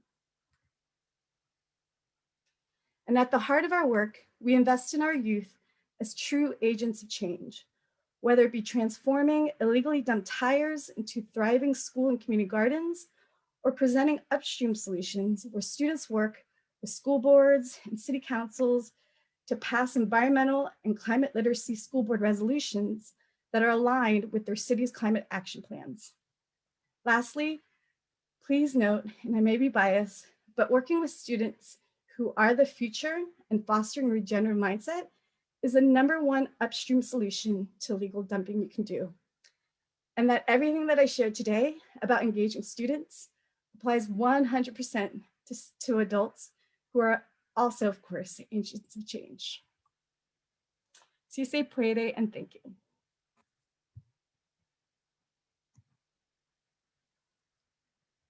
And Erin. Thank you so much to our StopWaste partners for that excellent presentation and for really showing the breadth of what education can do and why it's so important. I also want to thank you all for taking the time to answer the questions that we received in our Q&A feature, and want to remind all of the participants who are here today, if you have questions, all you need to do is go down at the bottom of your screen, open up that Q&A feature, and type them right in there. Now we'll ask our StopWaste panelists here to stick around for a few minutes and answer any remaining questions that people might have. So if you've been holding on to a question, or you're not you haven't been quite sure, now's your time. So please drop those questions in the Q&A feature and get an answer directly from the experts here on education. So thank you so much, Jeff, Robin, and Angelina, for all of your help and all of your support with the inaugural statewide conference, and for all of the efforts that you do in education around illegal dumping. Thank you very much. Thank you again for having us. Appreciate it. Excellent. Thank you very much. It's now my great pleasure to welcome our next speaker, Amory Brandt. Amory Brandt will be speaking us today on her master's thesis around illegal dumping as an indicator of social disorder. And I'm just going to ask everyone who's not Amory or me, there we go, very nice, to step off. So Amory is a senior executive analyst with the city manager's office in the city of San Jose, where she manages data and GIS mapping for the beautification programs. So she's really in it and has all of that knowledge and data. Prior to joining the city of San Jose, she worked as a science teacher at a low-income middle school in East San Jose through Teach for America. Amory became passionate about equality and environmental justice during her time as an educator, which prompted her to attend San Jose State University for a master's in science in environmental studies. Amory today will be presenting her 2017 graduate research from San Jose State University on illegal dumping as an indicator of social disorder. Please welcome me in joining, please join me in welcoming Amory Brandt. Thank you, Erin. So good morning, everyone. I'm excited to be here to present to you all today. And as Erin explained, I'm currently an analyst with the City of San Jose, but everything I'll be presenting today is part of my research I completed as a graduate student at San Jose State University in 2017. So I'll be going over some brief background of my research on illegal dumping, and also what my study aimed to learn, how I collected and analyzed illegal dumping data, and some key takeaways from my research. So I'm sure many of you are familiar with this slide here, which shows some of our well-known causes of illegal dumping. And I wanted to add to this research by looking at some of these causes more with an equity lens. So I wanted to know if some communities were experiencing illegal dumping more than others, and to try to understand why. So I chose to look at illegal dumping through the social disorganization theory. And this theory was first proposed in 1942 by Shaw and McKay. It states that increased rates of crime are often found in socially disorganized neighborhoods. And although this theory was developed for things like common crimes we hear of like burglaries, I wanted to see if it also applied to the crime of illegal dumping. So a socially disorganized neighborhood is one that has high population turnover. The populations are speaking different languages and also experiencing poverty. So this theory relates to the characteristics of the neighborhood and not necessarily specific individuals. So although specific people may come and go within that neighborhood or that space, the crime continues steadily within that neighborhood or within that space. When a neighborhood is socially organized and not socially disorganized, it has strong social networks and communication that allows communities to self-correct and also in some cases even prevent crime. So for an example of self-correction, let's say you see your neighbor set out a couch on the sidewalk with a free sign on it. And in a socially organized neighborhood, you probably would have spoken to this person before. You would know your neighbor and you would know that you both speak the same language, and so you can communicate. So you'd feel comfortable approaching them and telling them, hey, there's other options to dispose of this couch. Here's some materials or information I know. But in a socially disorganized community, those two residents may not speak the same language. They may not feel comfortable approaching each other. Maybe one of them or both of them are new to the neighborhood, and so they have not met each other before. And so the ability to communicate about crime or self-correct is not really there. So I wanted to, through my study, look at the characteristics of social disorganization theory and relate that to the amount of illegal dumping that we saw or found in specific communities. So the aspects of social disorganization theory that I chose to look at, or basically the characteristics I chose to represent it, were income level, percent non-English speaking residents, and the amount of renters. And I also made some basic pie charts of items that were dumped, which we'll look at later. So we collected data at the census block group level. So when I refer to the neighborhood or the community or a physical space, we're talking about a census block group specifically for this study. And I chose this because census data is readily available at this level. So something like income or other demographic factors are easily accessible. So overall, we sampled 40 census block groups within the city of San Jose. I distributed those by income, so 10 within each income level of low, mid-high, and high. So this ended up being about 6% of the city. So it is a fairly small sample when you think about the whole area that the city of San Jose covers.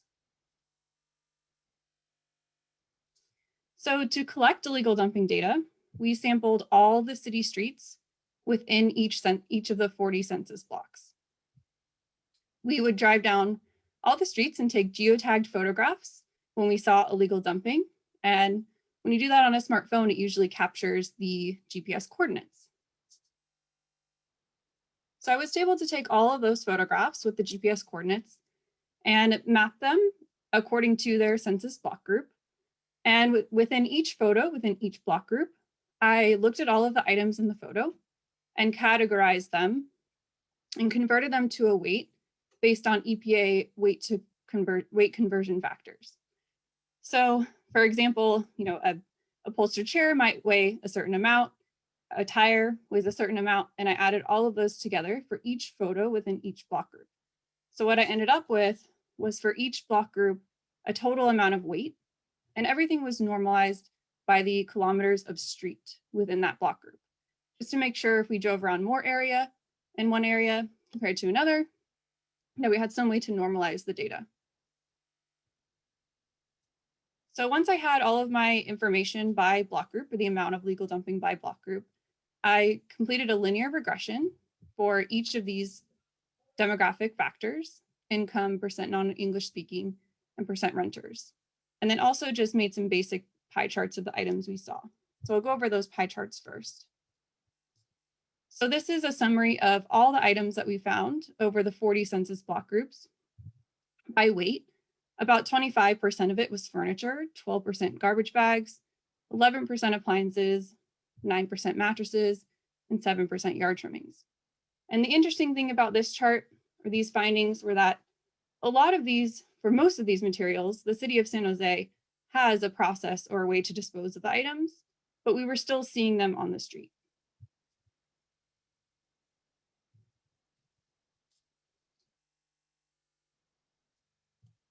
Sorry, my labels didn't come through here. So this is a pie chart showing the amount of garbage dumped by block group. So within the low income block group, that's this red portion. The mid-low block group is this orange portion. And then mid-high and high are these other two pieces of the pie chart. So this is specifically for garbage. And what I wanted to show here was that garbage was found a lot more in low income block groups than it was in any of the other block groups. And this is significant because, as we know, most cities require everyone to have garbage service. But for this specific item, it was interesting that so much of it was found in low income areas and not in other income areas. And one theory we have for this was that likely in San Jose or other areas that have a high rate or high cost of living, we have multiple families living in one home that was meant to be single family. And so what can happen is if the families can't afford to upgrade their bin or don't know that that's an option, then they may run out of space very easily in their garbage bin. And so that would lead to some of it being dumped illegally. So the next part of the results was the linear regression. And this is where I compared the amount of illegal dumping per block group to the characteristics of social disorganization, like income, percent non-English speaking, and percent renters. And we found that income was negatively associated with the amount of illegal dumping in a neighborhood. So that meant that as income increased, there was less illegal dumping. As the percent non-English speaking residents increased, there was more illegal dumping. As the percent of renters increased, there was more illegal dumping. So all of these factors were statistically significant in the linear regression. So overall, the theory of social disorganization was supported because we saw significant relationships between the main factors of social disorganization. And one very interesting outcome of this also was kind of flipping the mindset that we usually have with illegal dumping, where we often focus on seeing those materials on the street as the problem. So illegal dumping itself is the problem that we're trying to solve. But what we can actually do is kind of flip that mindset where illegal dumping is a symptom of the problem, where there may be underlying things or underlying causes that are leading to this occurring. And that if we solve some of those underlying causes, it may actually help us deal with the symptom we're seeing. So just some basic education and outreach, I guess, resources that we can use when we're thinking about illegal dumping, especially in socially disorganized neighborhoods. We can provide outreach in multiple languages, knowing that in these areas, often many residents speak different languages. Also outreach often. So if you're usually signing a lease for a rental property, could be anywhere from monthly to 6 months to 1 year. And so sometimes we have high rate of population turnover, which means that we may need to outreach more often in some neighborhoods. Also, any work that will build communication and social networks will help socially disorganized communities. So working with neighborhood groups or neighborhood leaders to communicate information and trying to hold events or focus on communicating information through any type of social event. And then lastly, we know from this research that needs differ by community. So a lot of our solutions that we may come up with are kind of one policy that applies to a whole city, but often one solution or one policy may not work for every community out there. So no solution or program is one size fits all, and some communities may need some additional resources to help solve the problems. Thank you all. And I'll pass it back to you now, Erin.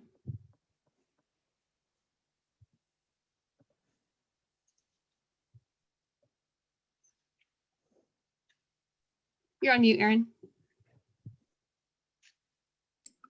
Thanks, Anne-Marie. And thank you for that great presentation. It's always great to have you. And again, for those of you who are not members of the Illegal Dumping Task Force, Anne-Marie gave a full-size 45-minute presentation going in depth into all of this information. For the conference, we had to condense it a little bit today. And just for time, so we could fit in so many of these great speakers and panels.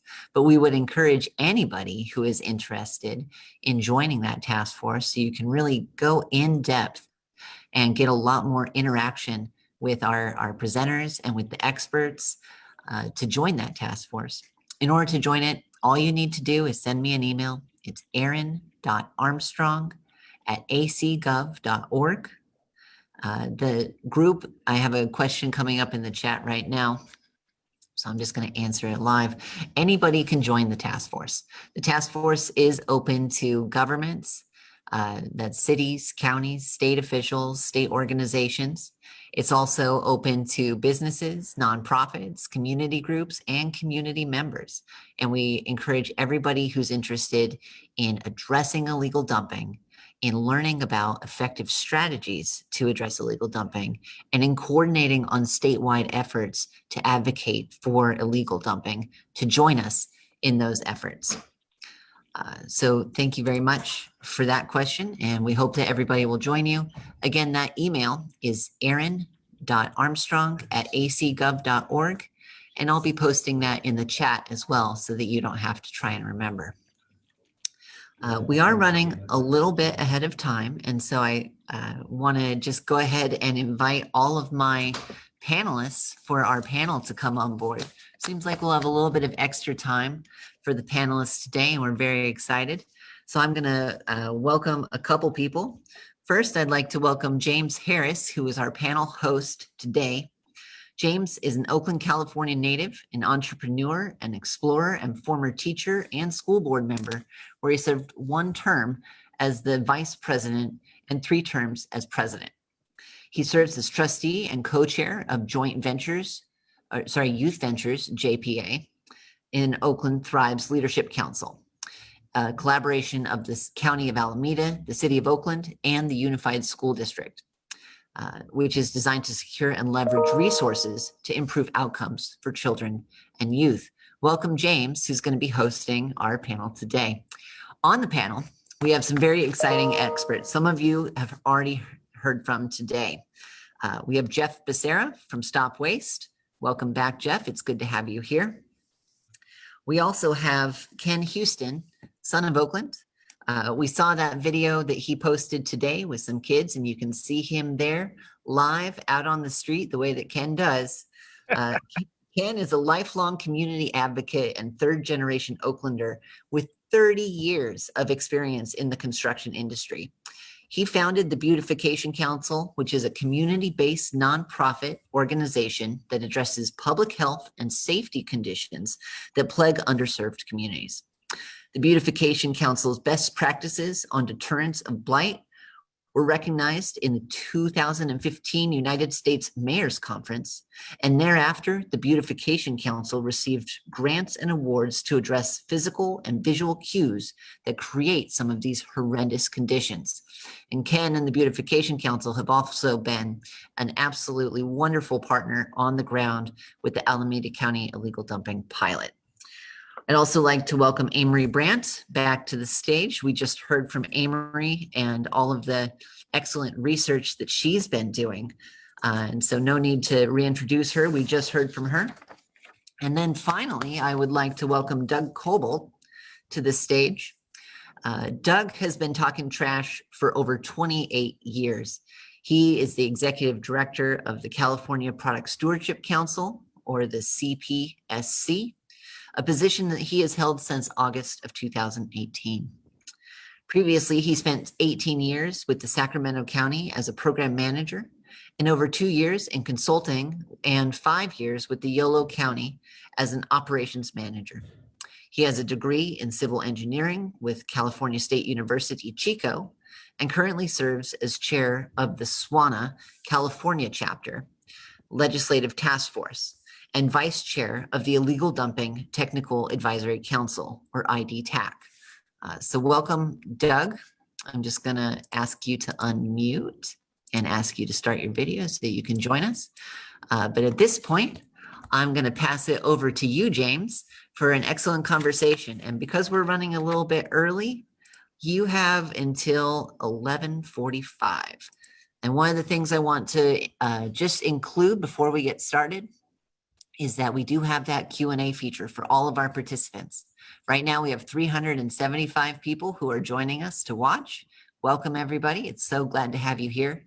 Please go down into that Q&A feature on the bottom of your screen. You can post some comments in there, and we will try and work those comments into our conversation here today. So welcome this panel. This is now the panel on upstream solutions to illegal dumping. And James, I'm passing it over to you. Aaron, thank you so much. Thank you for all of the panelists for taking time to join and participate. And thank you for Ken. I'm tripping out because you showing us what's up, and we're going to get to that. But really thank everybody for tuning in. It's amazing to see 374 people. Next time, I want there to be 574 and so on.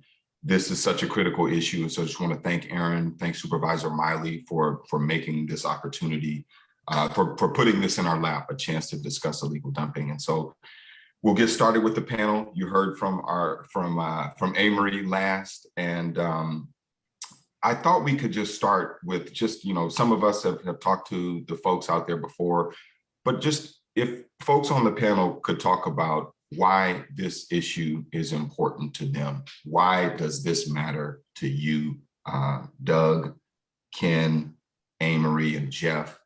You've been doing this work for an incredibly long time. This is not work that people necessarily are drawn to. Most people try to run the other way when they see illegal dumping. So, perhaps Doug, you'd like to start us off since you've been doing this work for just 30 years. So why do you feel like it's important? This has been an important focal point of your work.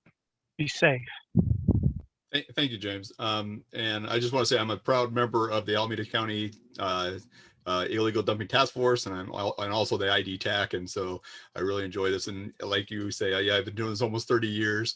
And it is just amazes me every time I go out on the street and drive around and I see just piles of crap laying there that should have gone to a proper home, whether it been either to the landfill where it belongs, gets buried in the landfill, or maybe it was recyclable and should have been recycled.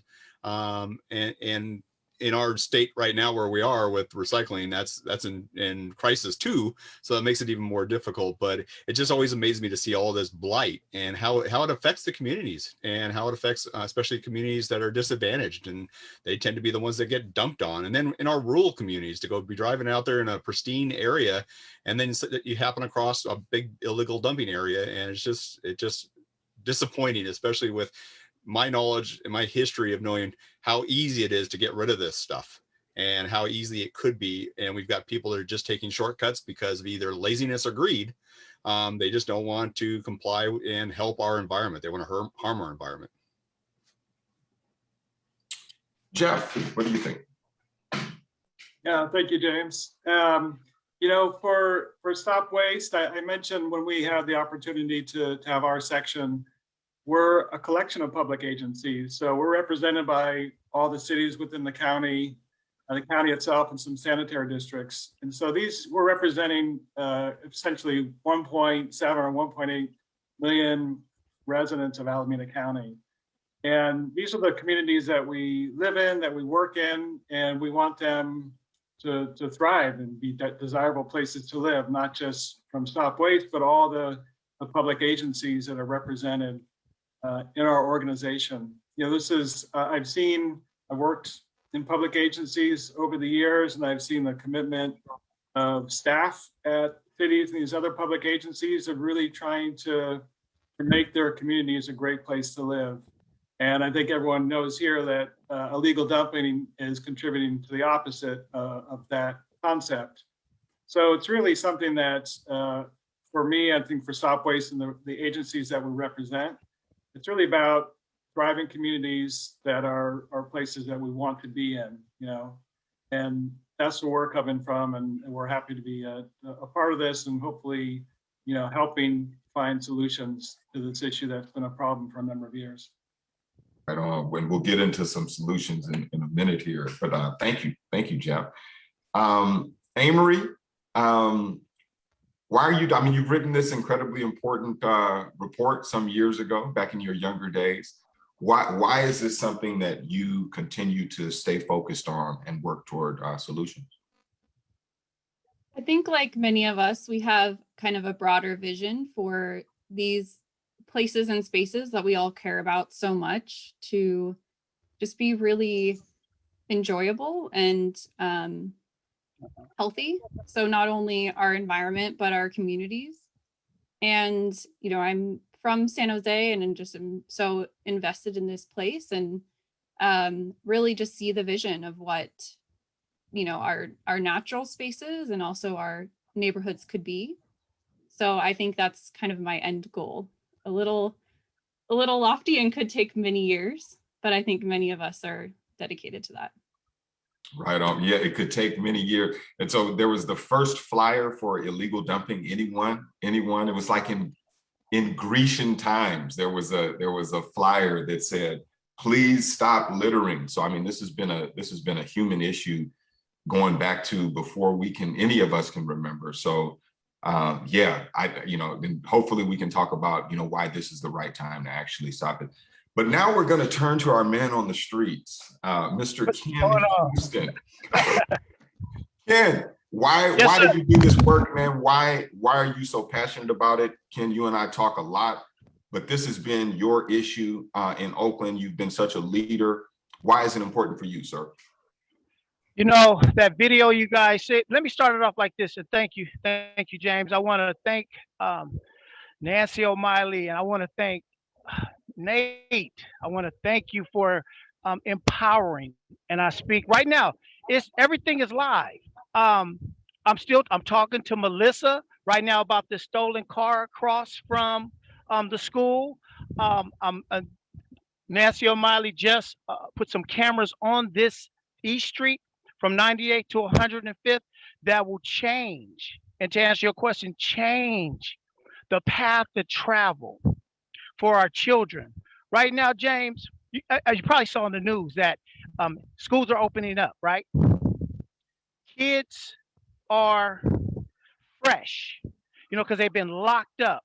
Why should our kids have to come out, James, and walk to school through this? I mean, this right here is really not bad, because we've been working on this. It was an individual right here, James. I consider an encampment 2 living quarters. We had the individual that was blocking this sidewalk right here to relocate. So now we consider the guy down the street as a curbside resident. But however, children have to walk through used tampons. I mean, I'm walking right here. trash, diapers, needles. Why should they have to walk through this trash? And I'm gonna walk right up here. It's so passionate. I'm so passionate about it, James, because I had to walk these same streets to go to Stonehurst Elementary. I walked these streets. I did not have to walk through this. This is embarrassing. This is unhealthy mentally, physically. Nancy said everything that everyone needed to hear. I mean, matter of fact, Aaron, all you guys already said what needed to be heard. I'm so passionate because you have homes across here. You have homes. And right across from here, it used to be tires and hazardous materials, contaminated materials. See, the neighbors stop and talk to us. That's one of my new project managers. And let me show you down here, James. And I'm gonna say this to you, and then I can let other people speak. But this is from my personal experience being on the ground on a daily basis. The community does not want this. Look, she's talking to my project manager right now about this. They embrace us. And the sheriff department, Lieutenant Gimbel, to Nancy O'Malley, to Elise, to Melissa, to Jeff, they have empowered the community to be able to come out here and do this, right? Because it's dangerous. We were out here in the purple tier, James, when it was massive. Now, I'm gonna show you one thing and I'm gonna let you go. This Well, don't is the leave, path. Ken. You gotta be here. I'm for not the gonna go. panel. Yeah. But I'm just gonna show you something. This, I'm gonna give you a ground level. This is the path to travel of our children. Yep. Right there, James.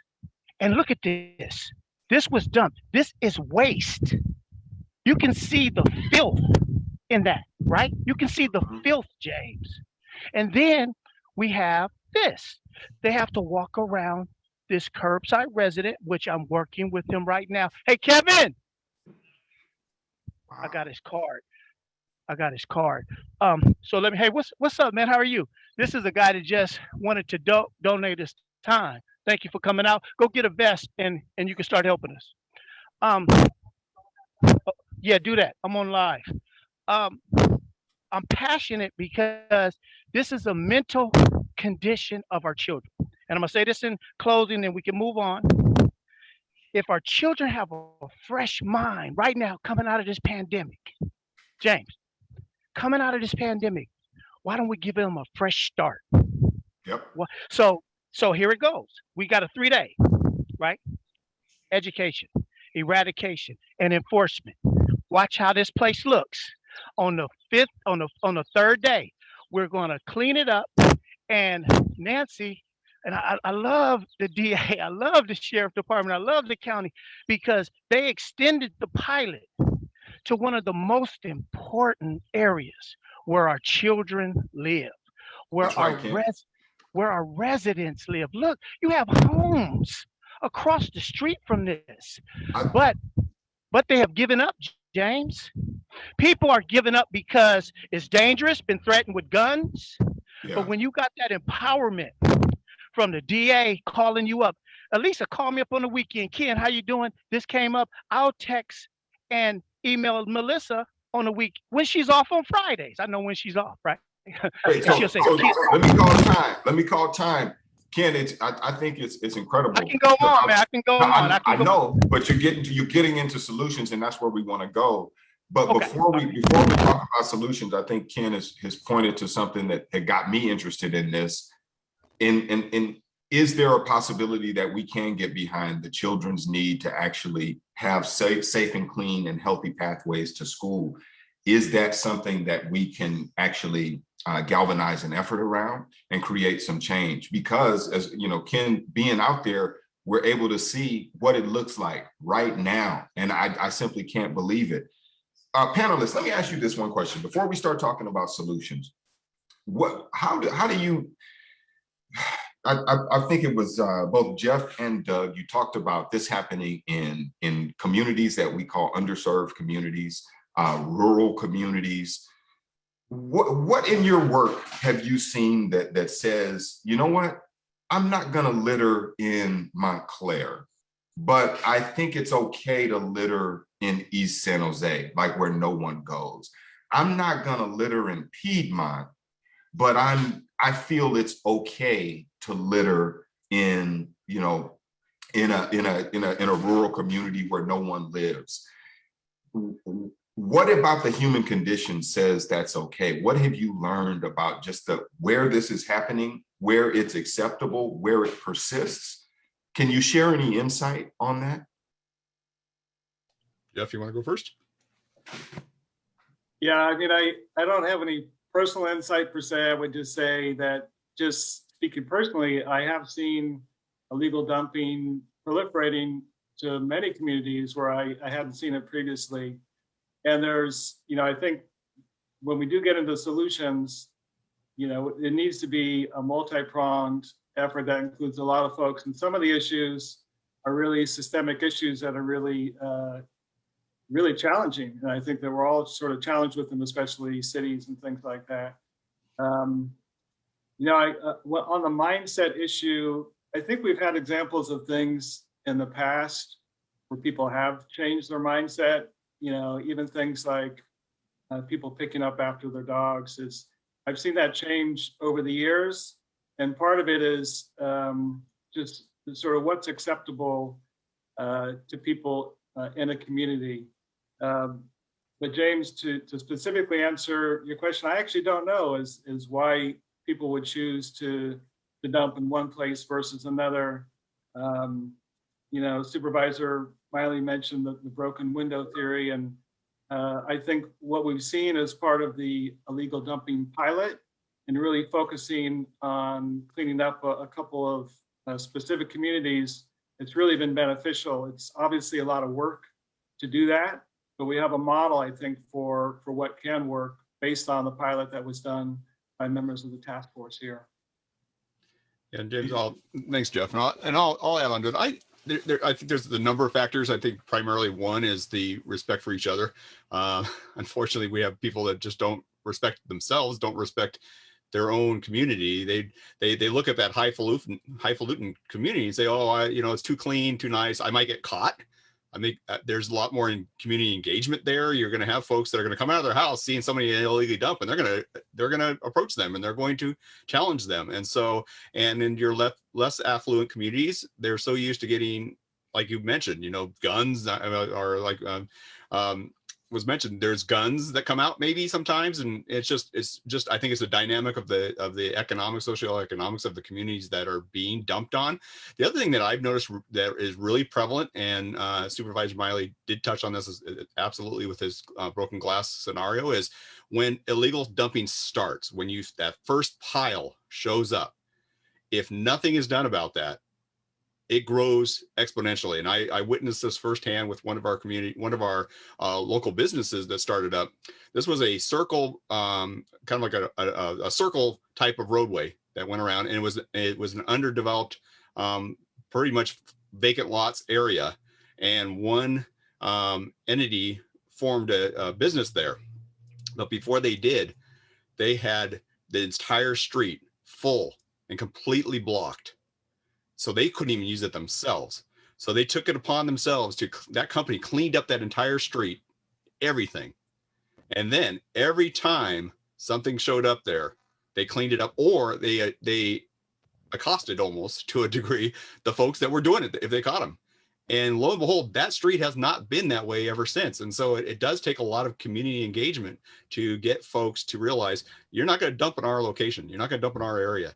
And then the other issue that is out there is just that, like I mentioned earlier, is the greed, and lack of convenience. I failed to mention lack of convenience because, for example, we do have businesses that, like was mentioned earlier, that are charging $150, but if it's going to cost me $125 to dump this material I just collected out of somebody's yard, am I really going to do all this work for $25? Probably not. You know, that's the unscrupulous nature of some of these folks, and they're going to go and illegally dump. The high cost of disposal attributes to that as well, but also just the lack of convenience, because a lot of times you've got apartment dwellers, for example.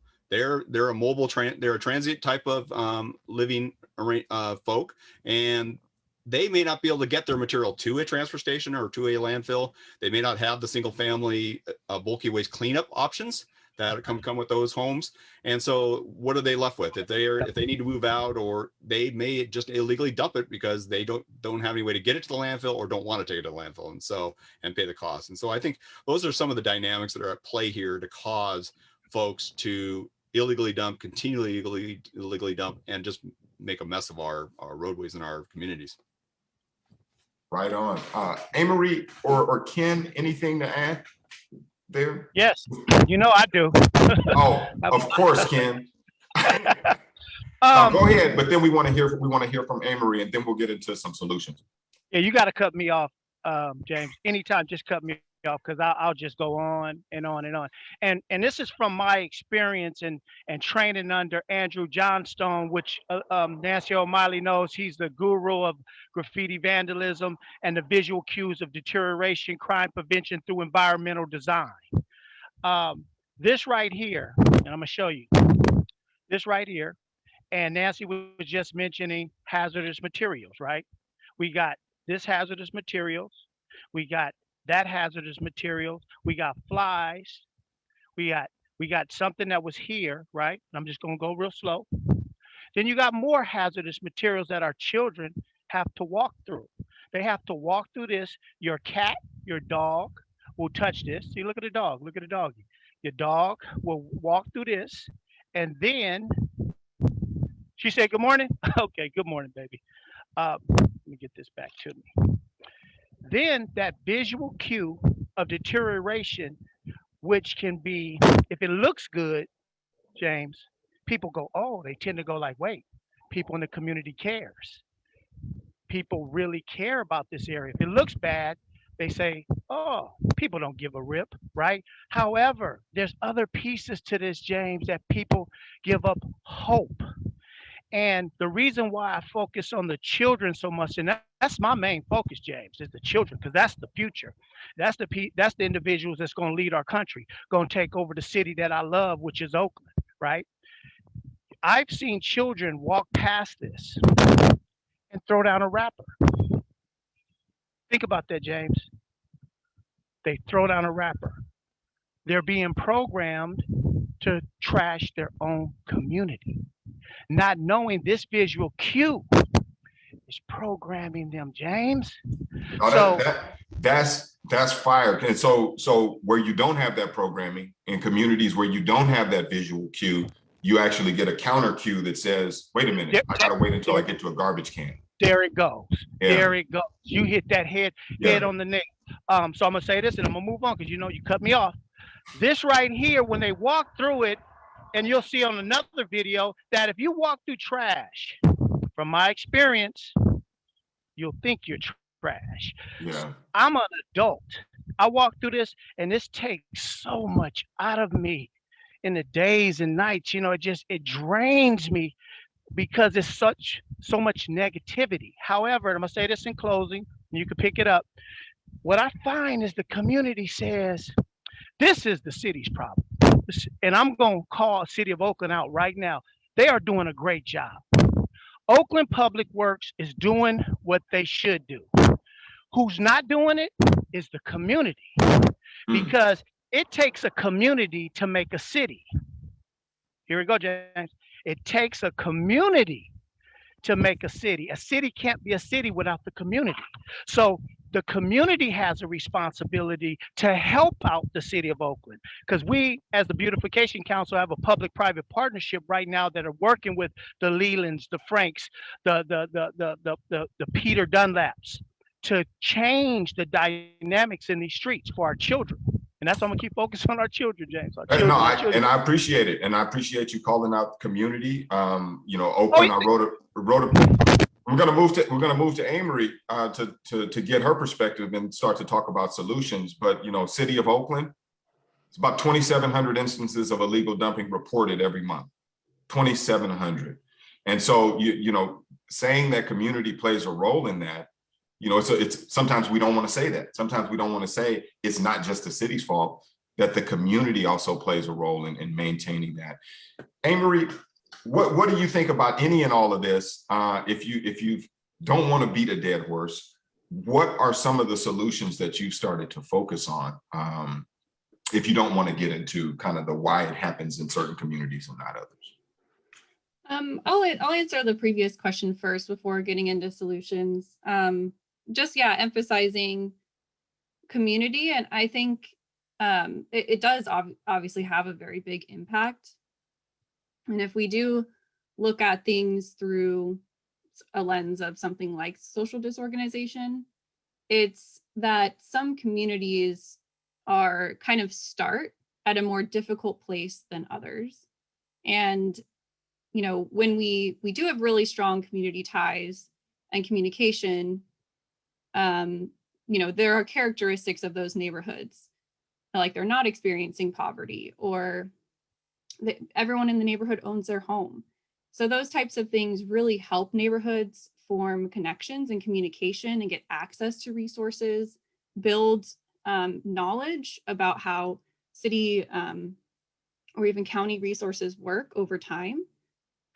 So when we're talking about communities that are socially disorganized, it's that they're kind of starting at a different place. And I agree that things can get overwhelming. So like if you're already experiencing poverty, that's a very difficult place to be. And your focus really can't be on these other things. So yeah, just that all of our communities are in different places and need different amounts of support to get to the place where they're able to communicate and have kind of social norms. Like it's not okay to dump here. It's not okay to litter here. So everyone will need a different amount of support to get to where we want them to be. And you want to start us off, Amory? And I think that's a very good way to look at it. Every community needs something different, and not every community starts, you know, kind of what Ken was saying, at the same 0, right? Some are at a -8. And then how do you mitigate that? How do you get them to 0 and actually create a culture of cleanliness? What are you doing? San Jose is not far from Oakland, if not more, you know, excessive in terms of illegal dumping. What have been some of the effective strategies that you've seen work? What would you like to see happen to help solve this problem?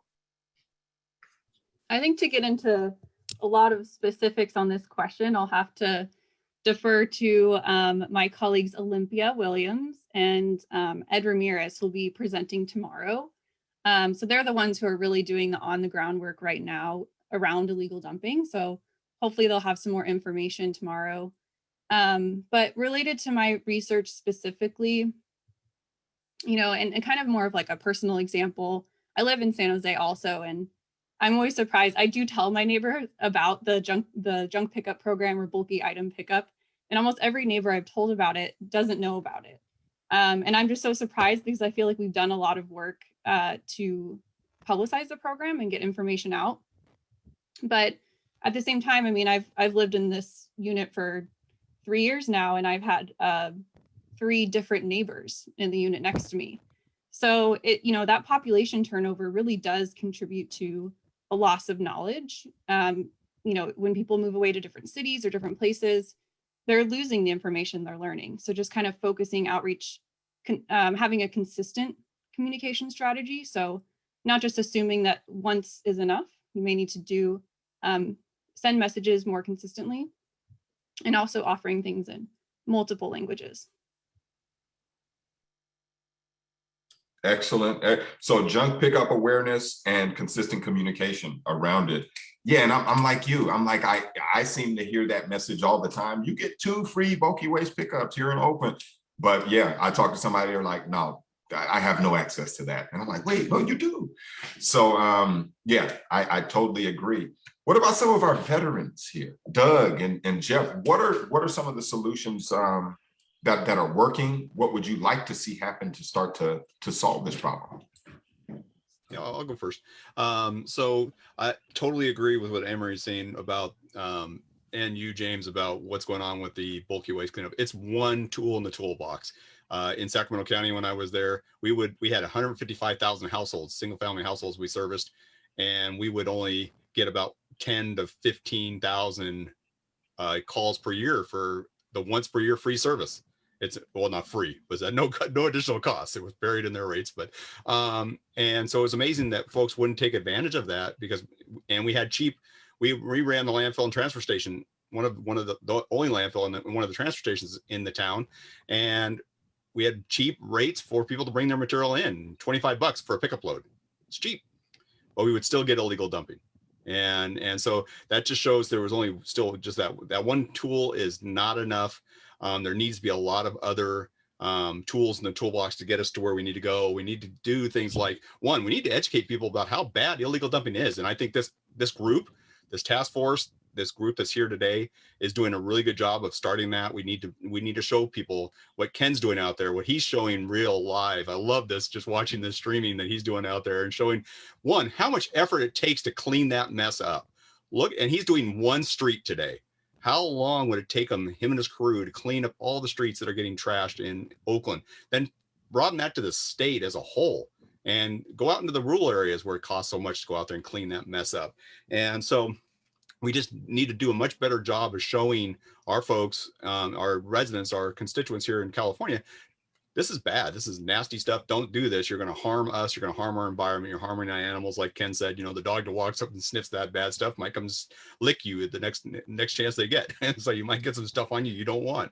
I think one of the things we're progressing on, like for mattresses, and I know mattresses is still a big problem in Alameda County as illegal disposal. The mattress program as a whole has been pretty effective. It's gotten a lot of communities as a whole to not have so many mattresses dumped. Now it goes with a lot of details in the program I won't get into here because we don't have enough time, but there are programs that are not a fault of MRC, just how the state law was written that cause Alameda County in particular to have issues still with illegal dumping of mattresses, even though there's a program to get rid of them for free. You can take your mattress to a location, a collection location, and dump it off for free. That was part of the law. So it just goes to show we need more programs like that. I saw a comment I really touched on earlier this morning about furniture. We need a bye-bye mattress program for furniture. Absolutely. Mattresses were the easy low-hanging fruit because they're easy to recycle, relatively easy to recycle. They come apart fairly easily.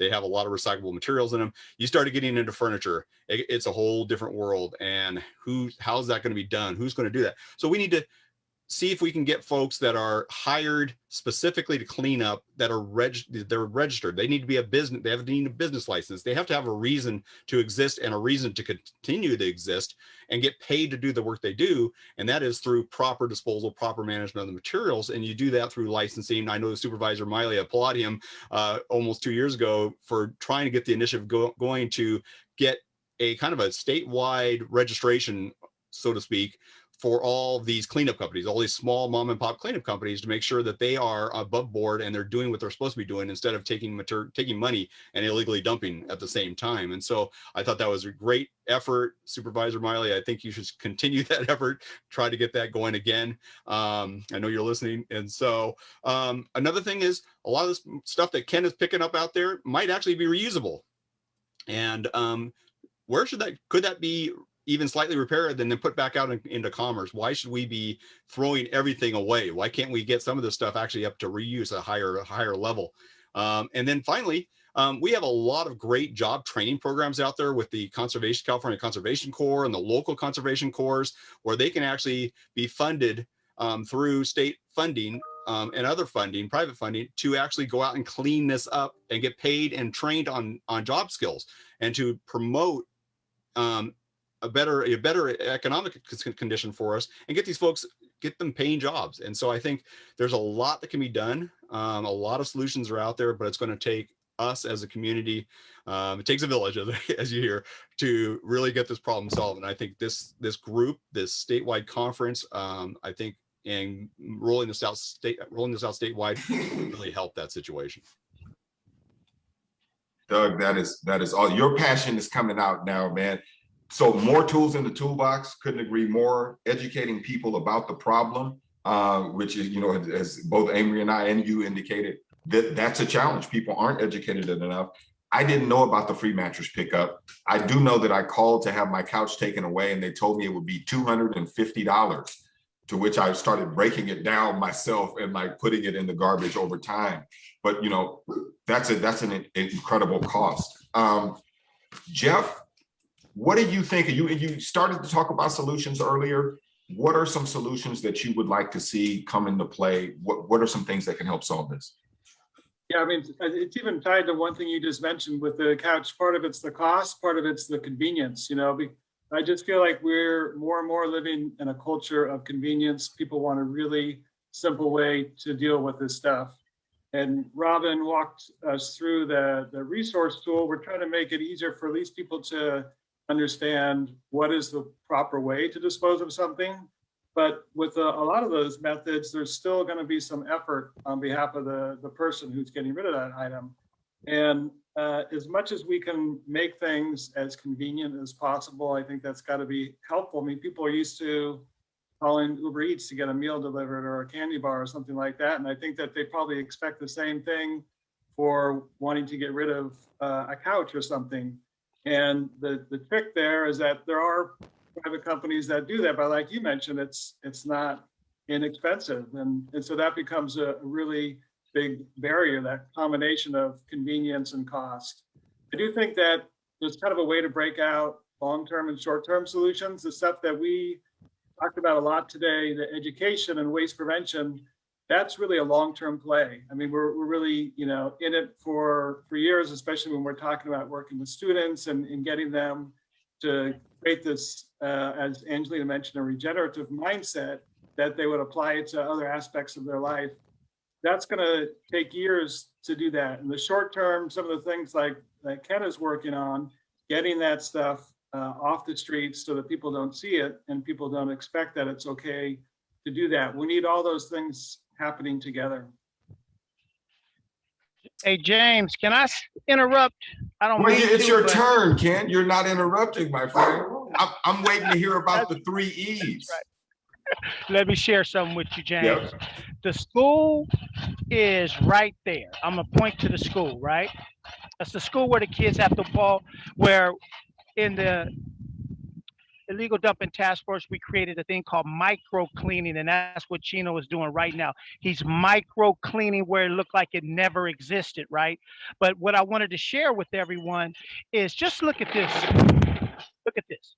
You walk into school and you see this word, graffiti vandalism, sick. Instead of, that's a negative word already with negative impacts of the illegal dumping. Sick. Oh, I'm sick. Sick means crazy in the streets, right? It doesn't mean sick as ill. It means sick. So they're walking down a street like this and they reading sick. Okay. Let me show you something else. All right. I'm gonna hop on top of this. I'm gonna be safe though. If you look down there, you'll see where they did sideshows. Look at it, swinging right where you have residential properties, right? So this car lost control. This truck lost control. Now think about our kids walking down the street. I'm trying to paint a picture. It hit this 1,500-pound block. Look, it came off and it knocked it, James, 30 feet down to right here. You can still see the square triangle. 30 feet. Now, what if that would have hit a house or hit a child? Because right down the street, and why I'm so passionate about this day, my mother was hit on the corner of 98th, and my godfather and my godmother was killed right down there. So what I'm saying is that that car hit this, it would have went into this man's business. So let's get back to the children. Let's get back to the children. I didn't have to walk through this, and they should not have to walk through this. So I'm on a mission, man. That's why I'm out here live and up front and real, because Supervisor Nate Miley, Elise Sandbatch, Nancy O'Malley, the Sheriff Department empowered us, and they took the chain off. So tell me, Ken, you got 3 E's that you feel like will help solve this. And Doug, Jeff, and Amy actually preview what are those 3 E's and why are those essential components to solving it? You got to have them all. Aaron said it. If you pull one piece, me and Bill from Argent Materials talked about this the other day. If you pull one of them out, it won't work. The education piece, you got to educate the children not to trash their own community. You got to educate the community to embrace the city of Oakland instead of putting them down, because they have a responsibility too. That education piece is so huge. Knock on the door, meet them, talk to them, and ask them to come out and help you. Let them see how it feels to clean up your own community. That's the education piece. The eradication. What's up, kid? All right, hold on. I'm on live. The eradication piece is so important because we talked about crime prevention through environmental design. If you do not clean it up, and Aaron said it, you got to do it fast. And it's not about cleaning up. It's about deterrence. And Supervisor Nate Miley got it. He got it. That's why he took it and ran with it. It's about deterring the problem. Because if you don't deter the problem, what happens, James? We become a trash service. Oakland is not built to be a trash service. Then you have the enforcement piece that I work with Elise Sandbach, Melissa, Jeff, Nancy's office daily on the weekends. That enforcement piece is not always, it's arresting. I talked to Jamaica. I'll call Jamaica from the EOs and say, Jamaica, this one ain't really worth prosecution. Can you go in and give them a ticket? And if we catch them, I'll have them to come out and clean it up themselves. We came up with something called VCA, Violators Corrective Action. This is all under Supervisor Nate Miley's leadership. We will find somebody that did it, have them to come out and clean up their own stuff. Now tell me you won't be embarrassed if you got to come out and clean up your stuff in front of all the neighbors. Tell me that ain't deterrence, right?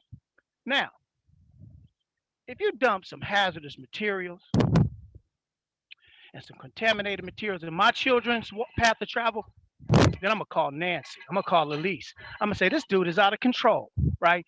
So the 3 E's are very important to educate the community, the children, the people that are actually doing it also. Eradication using crime prevention through environmental design. Aaron, we planted trees on Railroad. Look how beautiful that is. How beautiful that is. To see the neighbors embrace you. They love it. They come through. They gave everybody $20, but they didn't give me one. I'm mad. So those 3 E's, without them, will not work. Right on, Ken. No, thank you for that. Folks, we got about 8 minutes. What would the panelists like to share, like kind of final? You've given some incredible nuggets so far. I was particularly encouraged by the idea of job training, right? We have a higher unemployment than normal here in the state of California. We have a higher trash problem than normal. Maybe we could actually put people that need work to work solving the problem. I like that idea.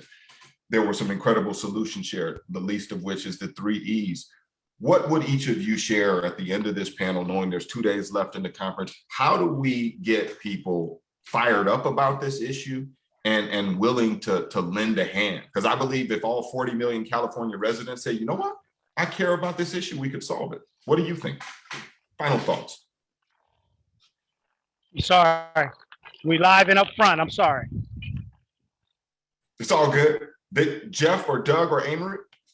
I would just say, having been part of the Alameda County Illegal Dumping Task Force for the last couple of years and seeing how that's grown, and being on this conference where I'm looking at the participant list and there's more than 300 people, there's a movement, I think, that's building that it will take collective work. Like, StopWaste, we're actually a pretty small public agency. There's a few things I think that we're really good at. We want to continue to focus on those things, but we need to be working in conjunction with everyone else on a collective vision and a collective approach, all working together. And I just want to share an appreciation for Supervisor Miley and bringing us all together, because this is sort of the glue, and we need to figure out what are we actually doing together. And it was really encouraging to see the work of the pilot project done, because you had a clear difference between before that started and after that started. It's going to take a lot of work, continual work to do it. With the outreach that we've done at StopWaste for a number of years, we have to be in it for the long term, you know, so it's a long-term commitment. So I think figuring out, we've got the people, obviously, with so many people on this conference, and the task force growing, and the problem is growing. You know, I've just seen it visually in the last couple of years. So connecting us all in some sort of a collective approach, I think is something that I'm inspired to keep working on as a result of this conference and being on that task force. Right on. Thank you, Jeff. Doug or Amy? That's just Ken. He's out there. But Doug or Amory, anything? I'll let the ladies and gentlemen go. The lady and gentlemen go first. So right on, right on. The good man, Amory. Yeah, I mean, I really just want to second what Jeff's saying, that it's great that more attention is being brought to this. I think we will make progress. We are going through a very challenging time, and there's a lot of kind of systemic causes for a lot of the things we're seeing. And it still doesn't mean that we can't make progress, but I know it does feel overwhelming sometimes.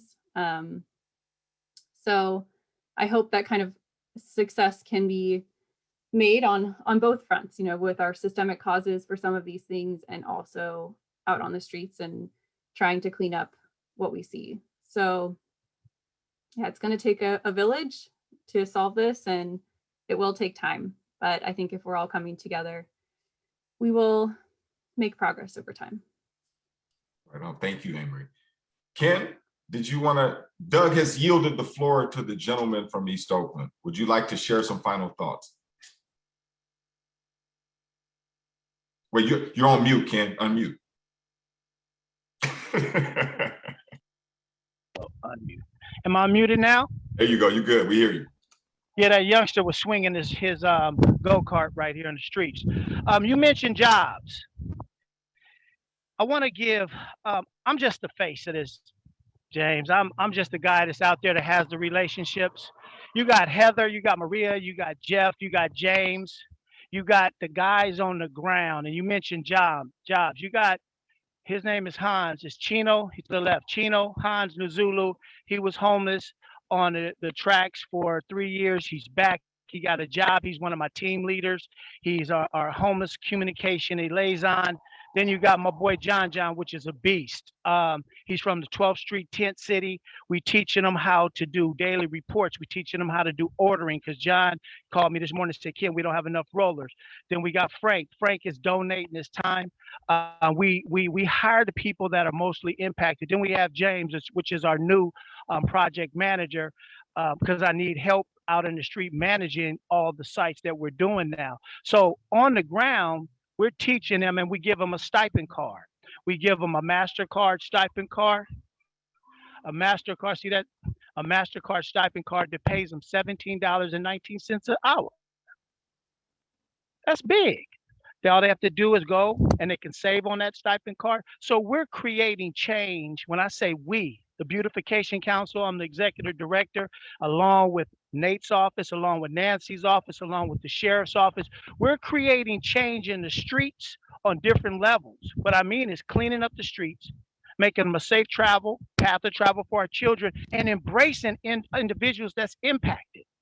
They are part of it. John called me up the other day and said, hey, Ken, he wasn't even working. He said, look at the micro clean I did on 12th Street. It was beautiful, right? Yeah. So I wanted to share that this is not just cleaning up the streets. This is deterring this public health, public safety, and like Supervisor Nate Miley, this is a crime against our community. And at that, we're killing 3 or 4 birds with one stone, impacting lives at this level, impacting lives at this level. I just wanted to share that with you and introduce the real players in the game. It's these guys. Man, it's not me. That is amazing. Thank you for introducing these 4 brothers. They can't hear me, but you tell them we love them, and that is exactly what this city needs, man. So we appreciate you, brothers, and keep up the good work. Thanks for holding us down. Doug, take us home, man. All right. What do you think? My fellow panelists have done an awesome job here, and it's all about us all working together. What I've found as I've gotten heavily involved in the Alameda Task Force and also in the Illegal Dumping Technical Advisory Committee for CalRecycle is there are a lot of folks doing a lot of good things, but they're all kind of doing them independently. I love how Supervisor Miley brought these folks together, start talking and sharing ideas. The ID TAC has been trying to do that for years, and they've done a great job. They're creating good tools, but we really need more emphasis on this. You're going to hear me talk about this tomorrow during the legislative update, but it's not going to be just community by community. We have to take this as a statewide effort. And in order to do that, there's got to be funding behind that. So that'll be one of the challenges. How do we get all of these groups together to share all these great ideas, all these great pilots they've been doing, and create a statewide program that could be implemented anywhere with a variety of different tools from the toolbox and have some funding, because as we know, local governments are struggling, and to try and put resources and funding towards something like this is going to be difficult for them when there's much bigger priorities to deal with. Not that this isn't a big priority, because it absolutely is, but they have to wrestle with so many other huge priorities. To try and deal with this too just makes it overwhelming for them. So we really need to see what we can do as the statewide effort and tie all this together and bring all these great tools together and make them available to every community. I appreciate that my dog started freaking out, so I had to sequester the dog. But thank you for that, and thank you for the call to bring us all together. This has been an excellent panel, and what Ken said resonates not only on the job front, but I say let's do this for the children, right? Let's give them a safe way to get to and from school. Let's show them that every community is of equal value. And we can do that by coming together. Like Amory said, it will not happen overnight, but it can happen through persistence, through trust building, and through the recognition that our children deserve better. So just for Amory from the city of San Jose, Jeff from StopWaste, Doug, the long-serving veteran from the Project Stewardship Council, and Ken Houston, our man on the streets, I just want to say thank you for tuning into the panel. And Nate Miley, thank you again for gathering people in the name of getting this one right, man. So I think I'm handing it back to either Aaron or Nate. I'm handing it back to Aaron. And, there we are. Thank you. Thank you, Jeff. And thank you to all of our panelists. I know we're at a virtual conference, but if we could all just give these guys a round of applause for all of their expertise and for being here today. Thank you so much, and for answering all of the questions that we've had today. We've had over 70 questions come in through our Q&A feature, and we've been busy throughout the day making sure that they get answered. So our panelists, if you're able to stick around for just a few more minutes, check out if there's any more questions you can handle in there. That would be wonderful. But for now, thank you so much, and we'll dismiss all of you. Excellent. Thanks, everybody. It's now my great pleasure to welcome back Supervisor Nate Miley, who is the host of this conference. And as you've heard today, is really sort of the brains behind the operation when it comes to bringing all of these partners together on the ground, as well as in bringing this conference together for the inaugural statewide conference on illegal dumping. Supervisor Nate Miley, welcome back. Thank you, Aaron, and thank the panel. Every time I listen to people talk about their efforts at addressing illegal dumping, I learn something. And I am no novice to this. I mean, I've been doing cleanups for 40, 50 years. Going back to the time when I was a Boy Scout. And I just tell you, every time I listen to folks, I learn something new. And I've learned a lot of new things today. And there are a few, I'm going to wrap this the first day up, and I have a lot to cover. So let me just get started. It was really great to hear from StopWaste. I really liked their online tool, their guide. I mean, that was the first time hearing that guide. And I really appreciated hearing that and seeing that guide is just fantastic. I can't wait for my office and hopefully others to spread the word about that guide, because I really think that's going to be a useful tool. So fantastic. Then they once again hear about from StopWaste the regenerative mindset. I hadn't heard of Literati for a long time. I was aware of them, but I hadn't heard of what they were up to. So the fact that you're working with them to try to utilize that more is just really fantastic as well. And I do support what you're saying in terms of that regenerative mindset, that the number one preventative tool is our young people. That's the number one preventative strategy, getting to our young people. And I know Ken Houston, he co-signed that by saying, our children are our future. And by working with our children, we can develop that sense of hope and develop that sense of a new possibilities for the future. So you don't have to be apologetic, Stop Waste, when you talk about the number one preventative strategy is our youth. And I really appreciate the work that you're doing around creating that regenerative mindset. So thank you. And then Avery, to hear once again the social determinants and how illegal dumping contributed to that. I really appreciate the work that you've done there and the social disorganization of neighborhoods, and the fact that you see that happening more so in terms of illegal dumping in communities where there's this language barrier and where you have more renters, and that you have less of it happening in communities that are more affluent. But it still happens. But I was really, really, once again, intrigued to see your presentation again. As Aaron pointed out, it was an abbreviated presentation, because I did see the full presentation when you presented to the total illegal dumping task force at one of our monthly meetings. So thanks again for that. And I think, once again, it should be pointed out what Avery said, a lot of the items that are being illegally dumped, these items could be properly disposed of, but they're still being illegally dumped. So once again, I think Avery was hitting this one thing.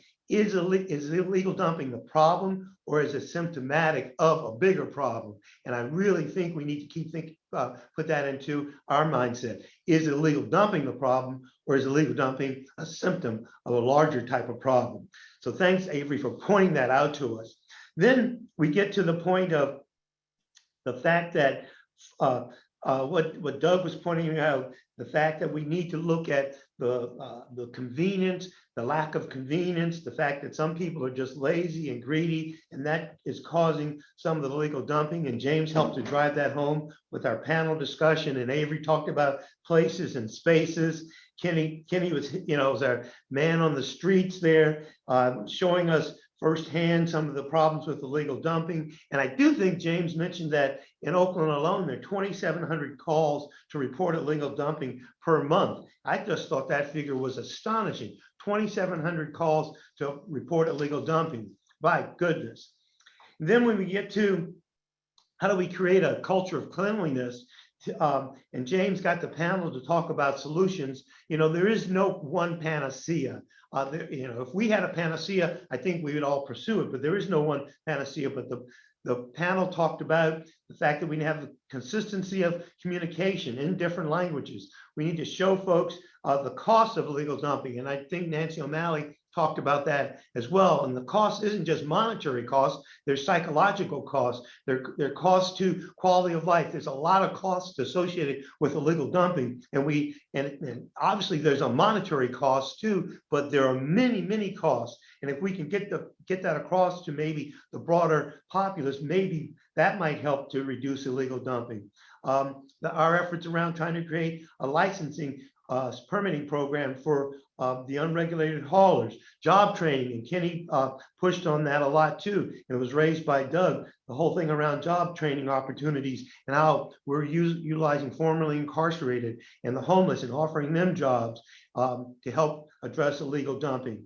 And the fact that we need more tools in our toolbox. I think all of those were important messages. And the fact that we need to continue our education with that regenerative mindset. We need to increase the convenience so that people can stop illegal dumping, and it's more convenient for them to stop that as opposed to having excuses for illegally dumping. And then Kenny even hit on something I hadn't heard before, but he mentioned it, VCA, violator corrective action. Violator corrective action. So if you are going to legally dump, as Nancy pointed out, there are going to be consequences for illegally dumping, and those consequences might not be, jail time, but it might be a fine, and that fine might also include going out and picking up what you dumped, and also providing community service and picking up illegally dumped items. So that violator corrective action, that's great. And then I think it was also pointed out from StopWaste, the whole need for collective vision and a collective approach, because, trying to address illegal dumping, it's not a sprint, it's a marathon. And slow and steady wins the race. And I know we have to keep at this because it truly is a marathon. Because illegal dumping, it doesn't have to occur, but it is occurring. And it gets back to maybe what Avery was pointing out. Is illegal dumping the problem, or is it a symptom of a bigger problem? So I just want to do, a shout out to, I know some folks who are out there constantly working on illegal dumping. I know in San Jose, when they presented to us, they talked about cash for trash, how they were using some of their CARES Act money to address illegal dumping and doing the micro cleaning, as Kenny pointed out, in homeless encampments. Shout out to Forever Oakland, because I know they're out there every month working on illegal dumping and working with our unsheltered residents to help try to prevent their encampments and making them more sanitary and providing resources for them. And we'll get to more of that tomorrow when we talk about eradication. And I just want to once again thank our sponsors. Our title sponsor, California Waste Solutions, our education level sponsor, Waste Management, our eradication sponsor, AB&I Foundry, our enforcement level sponsor, Nixit Junk Removal, and the Mattress Recycling Council, and then our community sponsors, the Beautification Council and the California Product Stewardship Council. I also want to just point out, it was asked, how can we deal with hauler agreements? So because all of the franchise haulers have to enter into contracts with jurisdictions, in some cases it's cities, it's counties, and or it's special districts. If we have, and that was one thing we were pushing for too, if we can come up with some common contracting language that all jurisdictions model language that could be followed, and all of the hauler agreements that we have to enter into with these haulers have model language that addresses illegal dumping, that might help us too to try to deal with this comprehensively. So model language for hauler agreements, I think, is another important aspect of that, because I know there are a number of questions about hauler agreements. So I didn't want to leave that out today in terms of my wrap up. And the final thing is, this was Facebook Live. It was on Zoom today, but we had a big audience of nearly 375. And as I pointed out earlier, we've had over 600 people who have registered for the conference totally, and over the next 3 days. And we want to make sure that people continue to tune in. And you can always join the illegal dumping task force. As Aaron pointed out, it's not exclusive, it's inclusive. Anyone can participate. Just need to get your information into Aaron at aaron.armstrong@acgov.org. And this isn't, about Nate Miley. I'm just trying to be the catalyst to help drive this. This is about trying to address an issue that we can't address in our own silos. We've got to address it comprehensively across jurisdictional boundaries, all sectors of our society, because illegal dumping impacts all of us and it has no bounds. So that's what we're all about. We don't want to be exclusive. We want to be inclusive. So please get on board, let others know. And we hope to see all of you back tomorrow, along with others, for our day 2. And for day 2, you think day 1 was great with the education. Well, day 2 tomorrow with eradication, we'll talk about legislation. There'll be a whole block around the legislation. Then there'll be the community spotlight. And the community spotlight is going to be on the Alameda County illegal dumping pilot documentary. It's going to be premiered. The first time you get to see this in the whole world, the Alameda County illegal dumping pilot documentary. So stay tuned for that. I think, I've kind of seen it, and I was very impressed with it. And then there'll be a whole discussion around eradication. And we have a very enlightened panel of experts put together who will be talking about eradication efforts. And I just can't wait to hear that. And I think there's some very, very good things, great things have been done around eradication. I know down in LA, eradication in San Jose, we've had a lot of partners working with us on eradication all over the state. And so there's a lot of different things that are associated with eradication. So please stay tuned, come back for day 2, tell others to come back for day 2. If folks haven't registered, they can still register for the conference because the conference is free. So once again, thanks for joining us today, and we'll see you tomorrow. Take care. Bye.